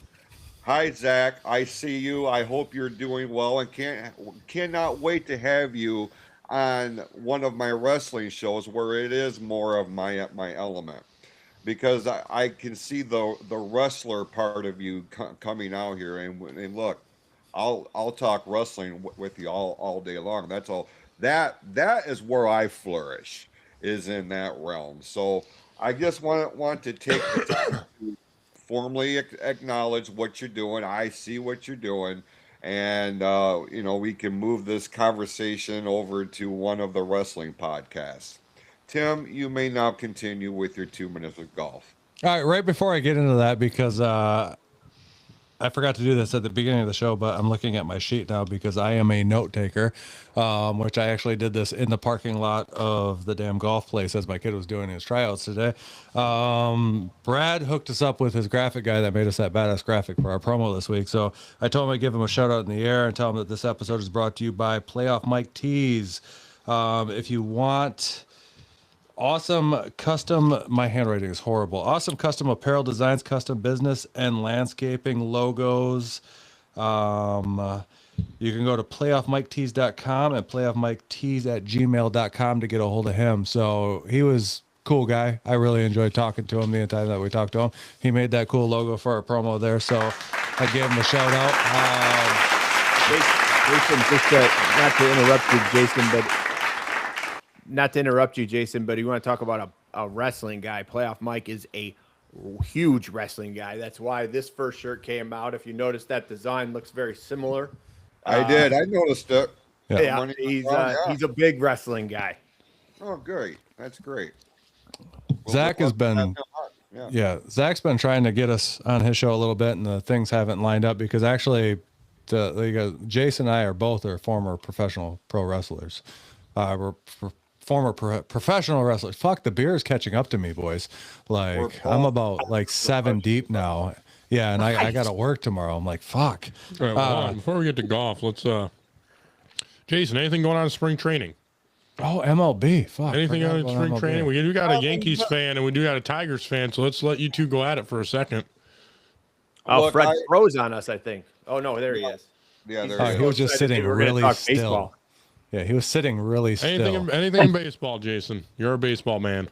Well, Fred, let me let you have the floor first, being a Yankees fan and all that. Anything that's standing out to you as you're getting ready for this season? Well, yeah. I mean, the WBC is amazing. So that helps get through spring training for some of us who like to watch spring training and get the feel of baseball. You know, we're watching some meaningful games right now with the WBC, which is amazing to get to watch. So that I'm fired up about that because that'll run us right to like a week before opening day. Like, you know, like so that's pretty cool. I mean, yes, we do have March Madness going on in the meantime, but I'll say one thing, like with the ABS challenge system. From the spring training games I've watched so far, the last 2-3 weeks worth, I do see like the umpires kind of like honing their zone a little bit more.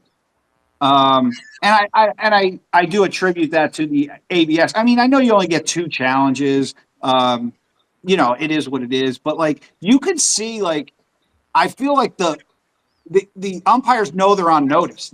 So like, it's kind of getting a little more, maybe that's one of the reasons they try to do things like this. But, you know, I definitely think that they're kind of honing their zone a little bit behind the plate, which is cool because you could challenge everything else in the game, except the root of the game where it initiates is the pitch, and you can't do anything about that. And if you're a baseball fanatic, a baseball fan player, that the count is huge.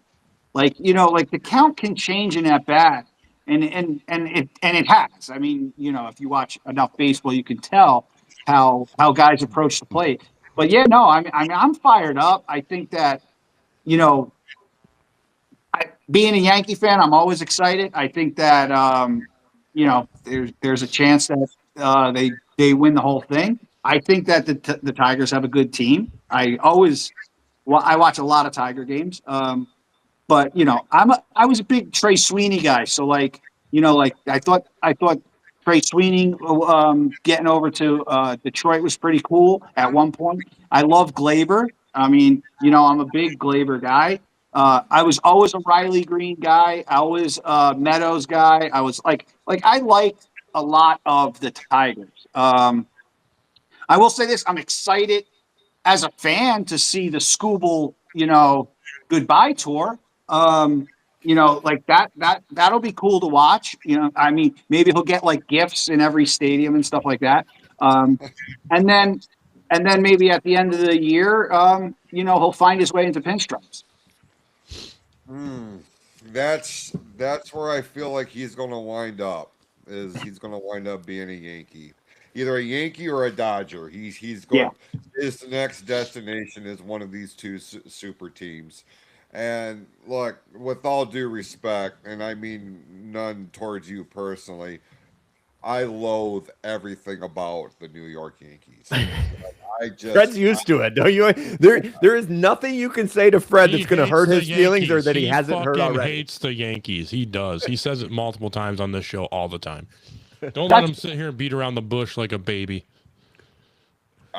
No, and I get it. I mean, I would hate us too if I weren't us. You know what I mean? So I totally understand that. And being a small market team and being a big market team, of course, David and Goliath, and everyone hates the big market guys and the guys that spend money. But don't you dare for 1 second think that fucking Illich or whoever the fuck is down there can't afford a Scooble. Don't think that. So don't be mad at you can't be mad at teams that spend the money.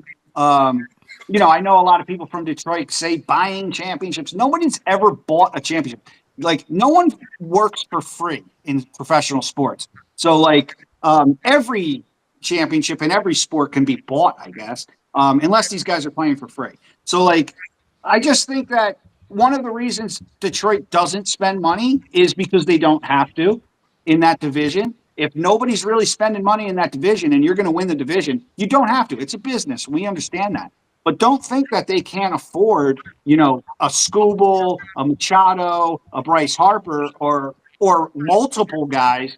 They just decide not to. We've had a lot of conversations about that very topic here on the show. But you got to look at, especially with Scooble, you got to look at the money versus the return. And when for us, Tim and I have talked, and I know not everybody shares our sentiment, but we do have a concern as to whether or not signing him to a long-term deal for a stupid amount of money is in our best interest for a guy who's had 2 Tommy John surgeries. That thing could pop again at any minute, and then what? Then you're on the fucking hook.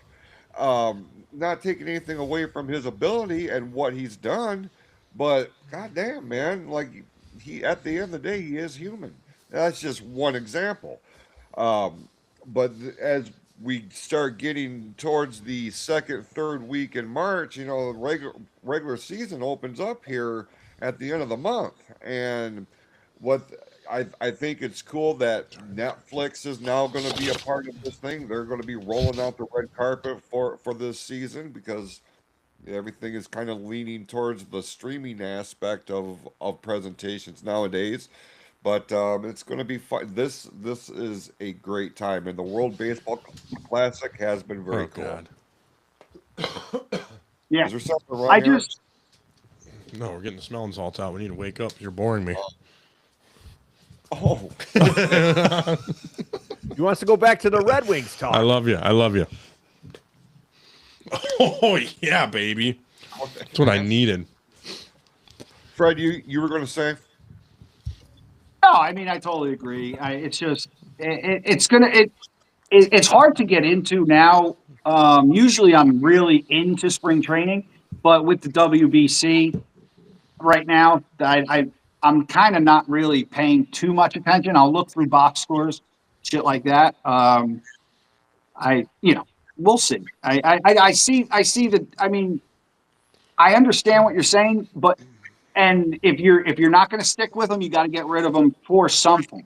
So like, I guess they're going to decide that at the trade deadline, try to get something back instead of nothing for Scooble. I thought that something was going to happen in the offseason because then you're going to get a ton of shit for the guy. I mean, you're going to get 4 starters. You're going to get like real, like, franchise changing dudes and prospects. So like, I don't see Detroit hanging on with them past the All-Star break, barring injury. Obviously.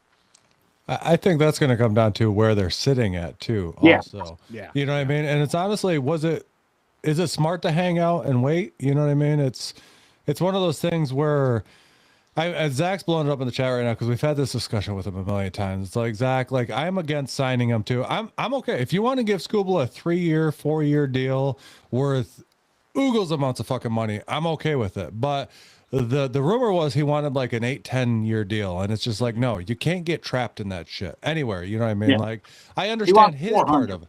Yeah. Like 10-year deal? No. You know what I mean? If you want to give them, $200 million over 4 years, fine. $50 million a year, give it to them. You know what I mean? Make it worth it, but don't sign them past 4 years. That's all I'm saying. You know what I mean? You don't want a 10-year deal. We did it with Miggy, and I love the fact that we did it with Miggy. Miggy retired as a Tiger. He'll go into the Hall of Fame as a Tiger. Like, he's a Tiger for life, but that contract did hurt us, the last 3 years of his deal. You know what I mean? He wasn't as productive. Did we hate it? No, I went down there the last year he played just to watch Miggy play, and unfortunately he didn't play that day because he was only playing like once a week at that point. You know what I mean? So like, you don't want to get that with a pitcher, and honestly, a pitcher is a harder position to set yourself on for a 10-year contract because you're limited by injuries, and he's already had 2 Tommy Johns. So if he wants a 4-year deal, give him all the money in the world. I'm cool with that. But if he wants a 10-year deal, go to the Yankees, go to the Mets, go to the Dodgers. You know what I mean? If that's what you need. But I think they're playing it out. And if they're still in line to make a run at it at the All-Star break, I don't think they trade him. You know what I mean? I think they hold on to him. And yeah, and at that point, then possibly talk about signing them. Like, everybody's all in a rush to sign them or, trade them or do all this other shit. That's all I ever hear about Scooble. And it's like, we still have them for a whole nother year. We don't have to do shit till the end of the next season. You know what I mean? I agree with that. I mean, if I run it out this year, I keep him keep him one last run and figure it out. I mean, I know he mentioned that they won't be talking about anything during the season, which I'm glad because I can't stand that shit either because it's all bullshit anyway. But I don't see. I'm not crazy about 10-year deals. It's burned the Yankees a ton of times. It burns a lot of teams. But I also just don't see Detroit spending $400 on a guy who plays every 5 days. Yeah, exactly. You know what I mean? If he was, and we brought this up on the show too, like if he was a Shohei Ohtani, if he could play both sides of the ball, if he could pitch and hit 50 home runs a year, give him $700 million. You know what I mean? Because even if he can't pitch, he's still hitting 50 fucking home runs a year. We've tried to explain this to Zach a million times. Zach's still arguing with us in chats about this. I love Scooble. I want him to stay, but I don't want him to stay past a 4-year deal. There's no chance in hell you sign anybody to a 10-year deal. It's stupid, especially for a pitcher. Like, it's fucking stupid. Like you said, the Yankees have been burned by it. We've Burned. been, like, the Tigers have been burned by it. Yeah. Would I trade that? No. Like I said, I love Cabrera. He's going to retire a fucking Tiger. You know what I mean? He was great. But at the same time, it hurt us. You've already learned your lesson there. Don't do it again. You know what I mean? If he wants to walk for a 10-year deal and the Yankees, Mets, or Dodgers want to pay him, fucking run it. You know what I mean? But if he wants to fucking sign for 4 years for equivalent money, do it. I understand his position. He wants to lock up his career. He wants to lock up that money. Eric has said this a million times. Your career is only so long. Make your money while you can. So if you can fucking sign that contract for 10 years somewhere, take it. But I don't think the Tigers should be willing to, you know, lock him into a 10-year, especially it's a pitcher. You know what I mean? He's the best pitcher in baseball. And we just got that one pitcher in free agents. So why would you do that? Yeah, like and like it's. I mean, on even regardless of the fact, I mean the Tigers. Yeah, I think the Tigers have the best 1-2 punch left-handed pitchers in the fucking league right now. You know what I mean? It's dangerous, but you know what I mean. You just don't do that. You don't do that. Like it's a dumb move. Like business-wise, dumb move. Sign him for 4. If he wants to take 200 for 4, and like Freddie said, that would be kind of a dumb move too. You know what I mean? Even at $200 million, I don't think the Tigers would pay him that because you can get equivalent. I mean, they went and got Valdez. You know what I mean? Like, great left-handed pitchers. Do you need them? We just signed for fucking JV for a very team-friendly deal. I mean, was it 13 million, but he's only getting 2 million this year and then paid out the 13 by 2030. You know what I mean? Like, and he had some quality, dude had some quality starts last year. Like that was a steal. yeah. For the Tigers, because I know he's old and whatever, you could say whatever you want about him, but like the money compared to what he did on the field, dude, that was a steal. I can't believe other teams weren't really jumping in on that. So yeah, it was a great deal for him. And you know, you never know what's going to happen this year because, you know, they're already calling for a lockout. So there's going to be plenty of time in the off season for them to maybe the lockout helps. Maybe it shortens the season and maybe they get Scooble for a 1 or a 2. You know, like maybe. I know he wants 10. I know he wants 400.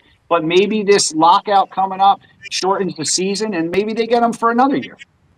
Yeah, I mean, it could be a possibility. Jason, I see you thinking there. Like what No, he's absolutely right. And, you know, that's the one thing that we talked about a couple weeks ago when we talked about the whole Tony Clark thing.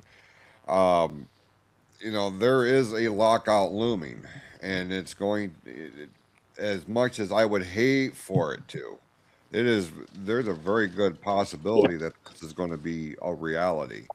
Yeah. So, you know, Tim, you and I, well, all three of us have sat here and talked, you know, pros and cons about a long-term contracts and all this other shit. But there's no pros. No, not really. Not really. The only one that really made a smart move in a long-term contract is when the Chiefs, by God, I say it, the Chiefs signed Patrick Holmes for a long contract, and that's definitely let's helped him fucking out. go. I didn't want to give him his fucking make his head any bigger, but yeah. Yeah, but you look at the market now, that was a smart move because the market's gone fucking the only skyrocketing. long-term contract was that smart one for that team that I've seen in my lifetime. But like Freddie said, the Yankees got bit by it a bunch of times. I don't want the Tigers to get bit by it because what's going to happen? He's going to be good for 5 years, maybe not even. Then we're going to hold on to that for another 5 years when we could make ourselves contenders for the next 5 years. Yeah, and especially if nobody's doing any business in the Central, like there's the White Sox are going to be pretty good. Let's be honest. They're not going to be the White Sox that we saw the last couple of years. Cleveland's always going to be a decent team. Yeah. But is the like that, and I think Scott's in the chat kind of talking too. I'm reading some of the chat. Like, is winning the Central the only goal? Like, this is where my frustration is. And like, I know I follow you guys. I know that you're pro salary cap for the baseball, but like Fred's saying, it's not for a lack of money here. Like, and I understand that the Dodgers have a TV contract, so they get the revenue a little bit there. But if I'm not mistaken, and again, I'm a vibes guy. I'm not a stats guy, but I'm almost positive I read that the Dodgers recoup the money that they've spent on Shohei Ohtani between merchandise and everything. Like, you show that if you spend money, they'll come, man. And like just winning the Central it's like being the tallest midget. Like what the fuck? You know what I'm saying? Like come on. Like, Jesus what Christ. what do we got to do here? Like God, I we was want not to ready for win. that. I agree. I agree with you. I wholeheartedly agree with you. But I just feel, as a business perspective with management, that is good enough. Brad, that was awesome. That was awesome. You I'm know? sorry. You caught us. And I You mean, got Jason. I think you got Jason crying off camera because of that. That was Jason, awesome. you need to But, you need to time that one and give me the clip Yeah, for that okay. one because that But, one's going. But the Tigers are part of, I think, 6 or 7 teams that are going to be on MLBs. They're not going to be like on FanDuel and all that. So I think they're going to go like on a streaming platform. And if you can get money from that and put it towards the team, I think everyone that's going to buy that streaming platform to help the Tigers get money to get players would have no problem. $20 a month to watch the Tigers, all that, and it's going to go. Some of it's going to go towards the team. Bet. Like, Look, Jason's dying. Hold on. Jason knows about this deal. Jason, the new streaming deal. I think it's an Illich deal, isn't it? I believe so. Jason's got to need a minute. Like Brad Brad got all of us. Go ahead, Brad. Why? Beer. Sorry. go ahead. Why Jason pulls himself together? Brad, what did you have to say? I think I lost my train of thought. I don't know. It's just very frustrating because again, Fred pokes fun at me all the time and says this shit about this being hockey town. Like you want to. It is hockey town. Bullshit. You want to see a city go crazy? Bring us a fucking Super Bowl or win a World Series. You will see nothing like it in this city. I promise you that. I liked Brad until now. I'm just saying, like I'm honest. This is a football town. We win a Super Bowl, nobody gives a shit about that. But what are you laughing at, Fred? I'm being honest. It's not a football town. I mean, it's not. It's not. It's not a football. The city's gonna burn, bro. Yeah, If we win a Super Bowl, it'll become a Super Bowl town. I mean, a football town. I'll say that. Title town, bro. Title It's town. already a football town, but we are known for hockey town because it is hockey. It is Hockey Town, USA. Man, dude. we haven't won shit in 20 years. What are you talking about? The coolest 20 thing. years. It's been 08. 08's the last one we won. What are you talking about? 08. So 18 years. 20 years? It's close. I give them that. It's close. 2 years. It's 18 years. Like it's damn near close. But I mean, it's 18 though. It's not 20. We're still all. I mean, you gotta admit that 90s run of the Wings was fucking phenomenal, and that's crazy. where we're living at. Okay, we can't get sidetracked though. We can't get sidetracked. Jason, that Illich deal with the TV rights. Tell us about the it TV real rights quick. about the Tigers. Now you pulled yourself together about the tall. They are. You just fucking lost him again. Damn it, Eric. Damn it. Like we had him. We had him. Now he's gone. The Illages are launching their own TV and streaming platform. It will be under the MLB. It will be in association with MLB presentations, but it is their own standalone streaming platform for $19 a month, I believe it is. Mm-hmm. I don't have my notes in front of me. It's $19 a month, so $20 a month. $19 a month or $190 for the entire season.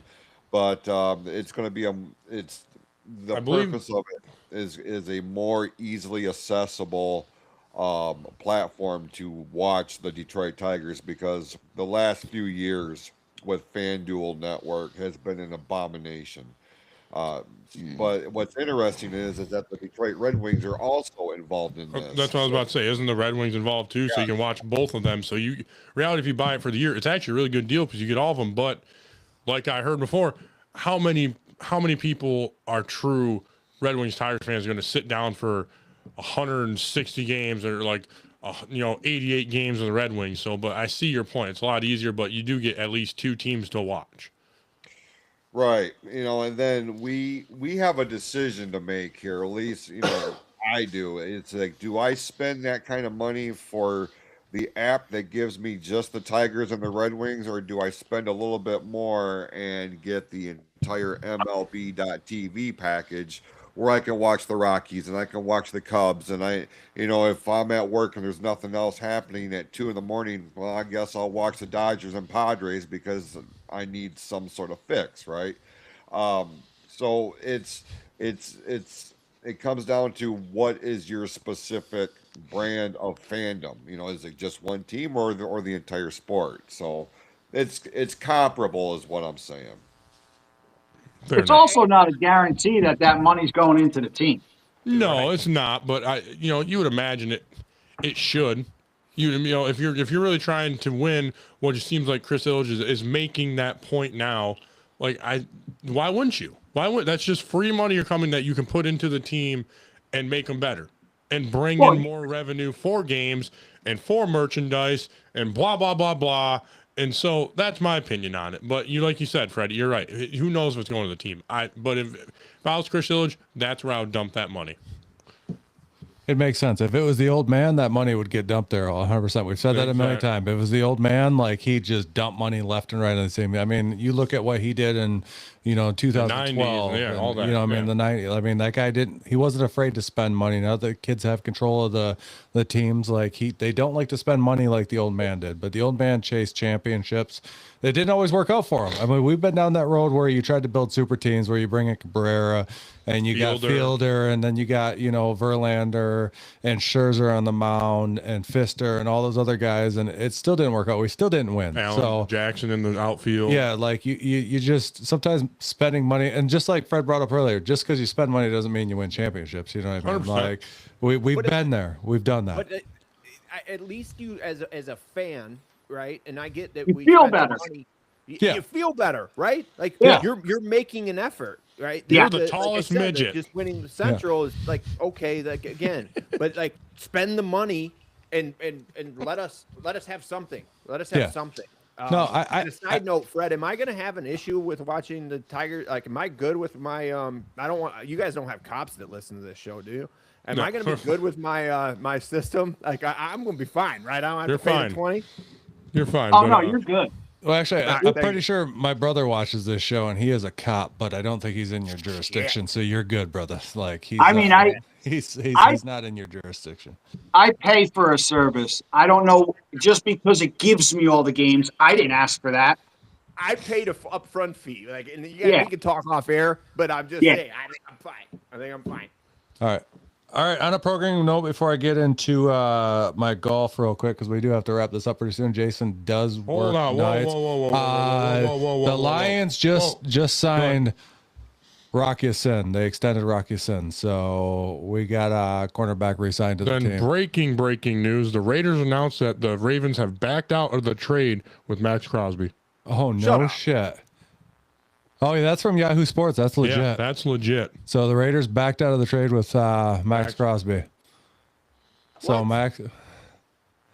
Wow. Right. That's good shit.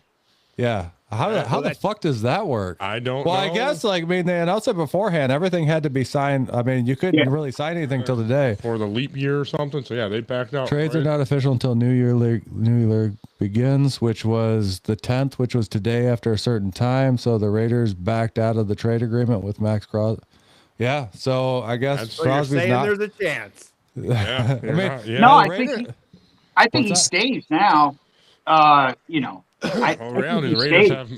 Raiders have made some moves, so who knows? But that's crazy. That is crazy. All right, so I guess Max Crosby is not a Raven, but regardless of that, I'm moving on to.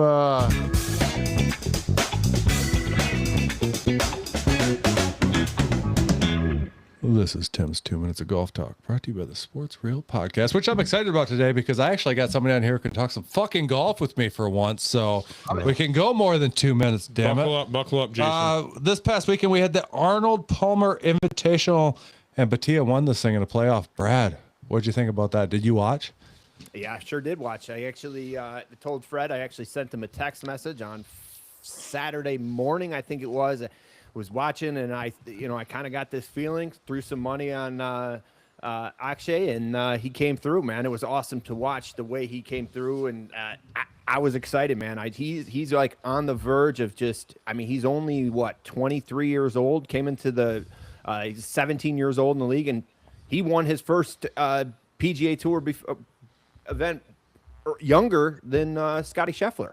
So. Yeah. There's so many great golfers out there right now. Like, it's just awesome to watch, man. And the Players Championship this weekend is going to be phenomenal. You know, hopefully Fred's boy Rory, his back is not bothering him anymore. That fucking bitch. But I hold on. My wife is watching the show upstairs. She'll come down here and she'll cut you, bro. She's a Rory guy. She's a Rory. She's a Rory fan. Like, Oh so my you God, can't he's a talk bad whiner. about Rory on the show. Like, what do you got? Hold on, Eric. Well, I just want to clear up what Zach and Scott are saying. The Raiders didn't back out. The Ravens backed out of the Crosby. The Ravens backed out, not the Raiders. Okay, so we cleared that up. Yeah, okay. So now go ahead. Sorry. So yeah. No, the wife's a huge Rory fan. Like that's her guy. Like she's just. I mean, she gets. All I had a hot run. and I had a bothered. run with Rory. I'm glad to see him, accomplish what he did last year. But I'm over it. You know, I think that there's so many better players in the field right now that are more of a complete golfer than I think Rory is. Rory is the testament of any amateur golfer, in my opinion. Is like, oh, I hit the ball 300 yards. Well, that doesn't mean shit, bro. If you can't do anything around the green, you can't putt. But I'm excited. This should be a really good season of golf, and I'm excited to see who wins the Players. So I will be on the apps, throwing some long shots out there. Who do you got? I'm not sure, man. I think the kid who lost this weekend could make another run. I think. You talking about Akshay's gonna be Berger? up there. What's that? You talking about Berger, the guy who finished second? Yeah, Daniel Berger. There's a lot of guys that have Gotterup? opportunity to win. Yeah, Gotterup's been hot this year. Like it's Gotterup kind of having a good year. it's a nice transition to see some of these guys who are stepping up, because last year, obviously, we look at it was the Scotty show last year. I mean, Scotty came out, and then Fleetwood finished out hot, and so did Justin Rose. You know what I mean? Both those guys finished out hot at the end of the year, but Scotty carried the year. And Scotty, he's got one win already this year, but Scotty's had kind of a falling off the last 2 weeks. But I don't anticipate that staying. You know what I mean? I don't anticipate him living down there. I mean, he finished 24th this week, or tied for 24th at 2 under. So Scotty's had a couple rough weeks, but I anticipate him coming back, and I still think he's a favorite to win the Players this weekend. And I'm pretty sure Rory's probably high up there if he plays with that back injury. You know what I mean? But with Batia, Berger, I mean, this week alone, I'll go down this top 10. I mean, you had Berger in second, you had Cam the Hammer Young. You know what I mean? Like, you got to understand that. Like, so Cam Young, my wife, she's obsessed with this guy. Like, he wears the tightest pants in the PGA, and you can just imagine, like, you can picture the whole thing. This guy is just rocking a fucking an actual horse cock. Like, like my wife gets all about it. And when we went to the Rocket last year, we saw it in person. Like, it's real. This guy's fucking hung like a horse. So we call him Cam the Hammer Young. He finished third. He's actually been doing pretty good this year. He's hitting it with his third leg. Yeah. He's got that extra momentum, you know what I mean? That shift. He can really pound the ball and pound other things. But then you got Ludwig Adberg. He finished. Morikawa, he's been hot this year. Big Morikawa fan. Yeah. Morikawa fan. Yeah. I got him in the top 10 this week. If you're putting money in top 10, I got Corey, and I got my man Maverick's my dark horse. Yeah. Freddie, I actually bet Maverick last week just for you, and it didn't work out. Thank you. Come on, you guys are betting men? Oh yeah. Yeah. Oh my God, I like you guys more. I almost bet on I almost bet on the Big Ten tournament today. I'm happy I didn't. Yeah. No, I will be on the app all next week for sure. FanDuel? Yeah, I'm a FanDuel guy. Okay. Sorry, continue, Tim, with your your 5 minutes of golf. Minwoo Lee. That's another name that we have to watch out for. Like, he's been Onion. hot. Yeah. I'm a big fan of the Woman Onion. Yeah, Ricky Fowler. I mean, he's come kind of, he's been hanging around that top 10 lately, and he had a pretty good showing this past week. I mean, he finished out tied 9th at 8 under. I mean, Fowler, he's up and down. He's actually my kid's favorite golfer. I don't know what it is with my kid. My kid likes. He's my wife's favorite golfer too. Yeah, like my kid loves Fowler, and like last year when we went to the Rocket, like because we usually always go to the Rocket every year, and last year was my kid's first year that he actually joined us to go, and he's hooked now. Like, he wants to go every year because Lanto Griffin last year. I mean, Jason was there. Lanto Griffin threw him a ball and had a little interaction with him, and so my kid was hooked at that point and said he will be playing in that tournament in 6 years. So My kid is dead set on playing that tournament when he turns 20, so we'll see if that comes true. He also said he was going to win the Masters in 2036, so He we'll did see if say that that. comes true Lofty too. goals, I So, love it. yeah. But I mean, another note I want to make about golf real quick. Did you guys watch any of the Puerto Rico Open? I watched some of it. Yeah, I was rooting for Daly's kid, man. I was hoping That's he what I was was going going to to pull it bring off. up. Yeah, I was going to bring it up. He finished tied for 37th. He was 7 under, but at one point he was leading this tournament, or he was tied for first in this tournament. Like John Daly the second, like John Daly Jr., that kid's got a bright future ahead of him. I'm excited to see what he does going forward in the thing because I've always been a Daly fan. Anybody who's fucking wild, crazy, drinks beer on the course, smokes cigarettes, whatever, you know what I mean? Like his warm up is literally fucking, chug a beer, smoke a cigarette, where's the first tee? You know what I mean? I'm all down for that, grip it and rip it. Like, but that was pretty cool. But as for the players this coming up weekend, obviously, I mean, every time when you guys are looking at betting odds, it's probably Scotty up top right now. You know what I mean? Scotty's always got the best betting odds because he's been so dominant over the last few seasons. Is he there? I don't know. I mean, Gottaroop, he's already got 2 wins this season. Like he's a name we got to look out for. And on top of that, I mean, we got Brooks Koepka. I don't think he's playing the players this year, is he? I know he finished top 10 a couple weeks ago, but I don't think he's playing the players. Yeah, I'm not sure if he is. Or he's been struggling this year, but I'm a Koepka guy. I love Koepka. I like Koepka too. Yeah. Like, so how do you guys feel about Live Golf and with the transition? Do you think with the whole Koepka thing, how they brought him back and the stipulations along with it and stuff like that, and they opened the door for some of these players to get back. And obviously Koepka's a huge name to bring back, and we'll see him in the Masters and everything else. He's going to play in those major tournaments. Obviously a lot of the Live guys do. But do you think that was a move to try to get, some of these bigger names in Live to try to come back, like a Bryson? You know what I mean? Because I'm a Bryson guy too. Like a lot of people hate Bryson, but I really like Bryson. Not anymore. You don't like Bryson anymore? No. I'm saying not people love him now. Like, well, yeah, it's his YouTube. Literally transformed his persona and become a big fan. I will say this: like, I went to both the Rocket and the Live tournament. I will be at the Sunday Rocket, and I probably will end up. We'll have to link up, bro, because we're gonna be there as a show. We're gonna go there, so we'll link up. I will for sure. And I'm not a Live guy at all. But I did go to the Live tournament when it was here, and I had a blast. It was awesome. Like I had more fun there than I did at the Rocket, to be honest with you. The vibe at the at St. John's was awesome. They had playing the music. Everything was really cool. Obviously, watching Bryson, watching Rahm, and those guys were playing together. I mean, it was phenomenal to see those guys hit the ball in person like that. It was wild. As far as the transition between the two, like, I think Koepka is kind of showing it, and I think Rahm's been showing it in Live, and he just won his first tournament after being over there for a couple years. Like, golf is such a hard sport, and to go from only playing a limited amount of times to going in and playing the PGA, and the PGA players just continually get better. Like the field is so wide open. That's why golf betting is so hard.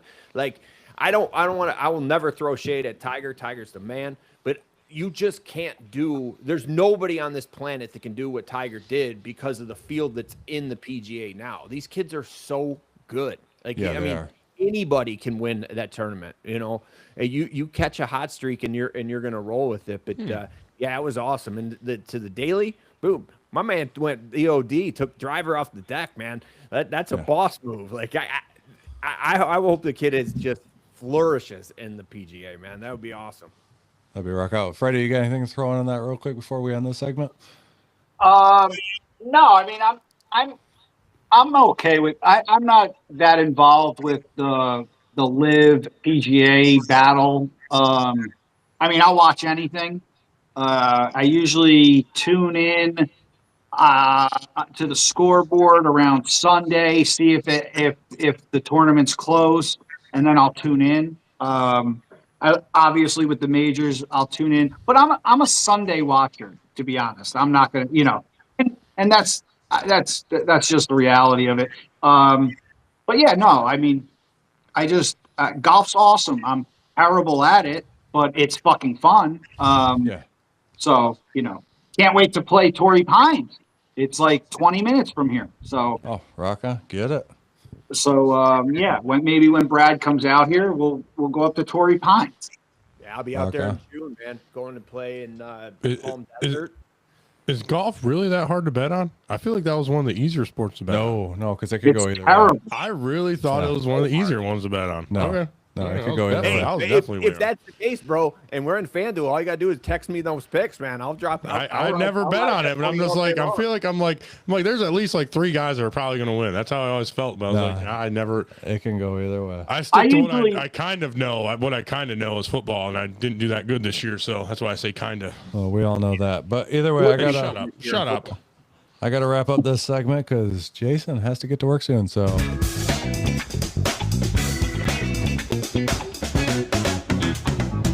that was Tim's 11 minutes and 55 seconds. That was talk on the Sports Real podcast. That was a long one. Brad, Freddie, it's been awesome having you guys on the show. Do you guys want to plug your stuff real quick? Yeah, Go you ahead. can find us on YouTube. It's Monday, y'all. Please like, subscribe.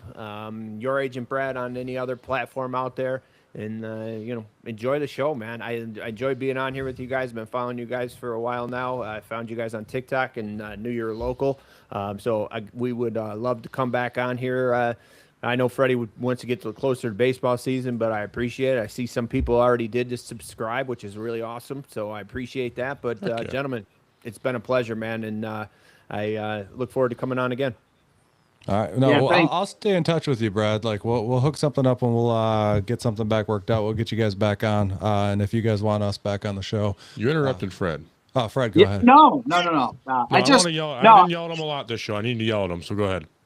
I just appreciate you guys having us on, man. It was a good time. A lot of good shit we talked about. We could go on forever. So like I like that vibe. Appreciate it. Again, what Brad said. Follow us on TikTok, Insta, TGI Freddy Podcast. I'm under in TikTok and Insta. But follow. It's Monday, y'all. Follow you guys. Everybody, just follow each other. We need to cross produce this shit. Yeah. You guys were great. We'd love to have you guys on again for sure. You guys will stay in touch with Tim. He's the contact man, and we'll definitely get you guys on again. All right, appreciate you guys, and best of luck to you guys. Best of luck, Peace out. Jason. Jason, roll us out, brother. All right, and if you haven't done so already, check out the official online store of the Sports Reel podcast. Go to pfcsportsreel.printify.me. And I don't know if you guys had an opportunity to check over the weekend, Tim and Eric, but over 25 brand new items were dropped onto the official online store, your one-stop shop for all things Sports Reel podcast, and that's not even counting the baseball jerseys that are about to launch. So very much looking forward to doing that. And if you haven't done so already, hit the like, hit the subscribe, hit the share button. We would really appreciate that. With that, go out, be awesome to yourselves and to each other, and we will see you next week, next Tuesday, live here on the Sports Reel podcast as a part of the PFC Entertainment Network. Let's go Pistons. Go Red Wings. Let's go Lions to free agency. Yeah, pretty much. Let's fucking go. Let's do it.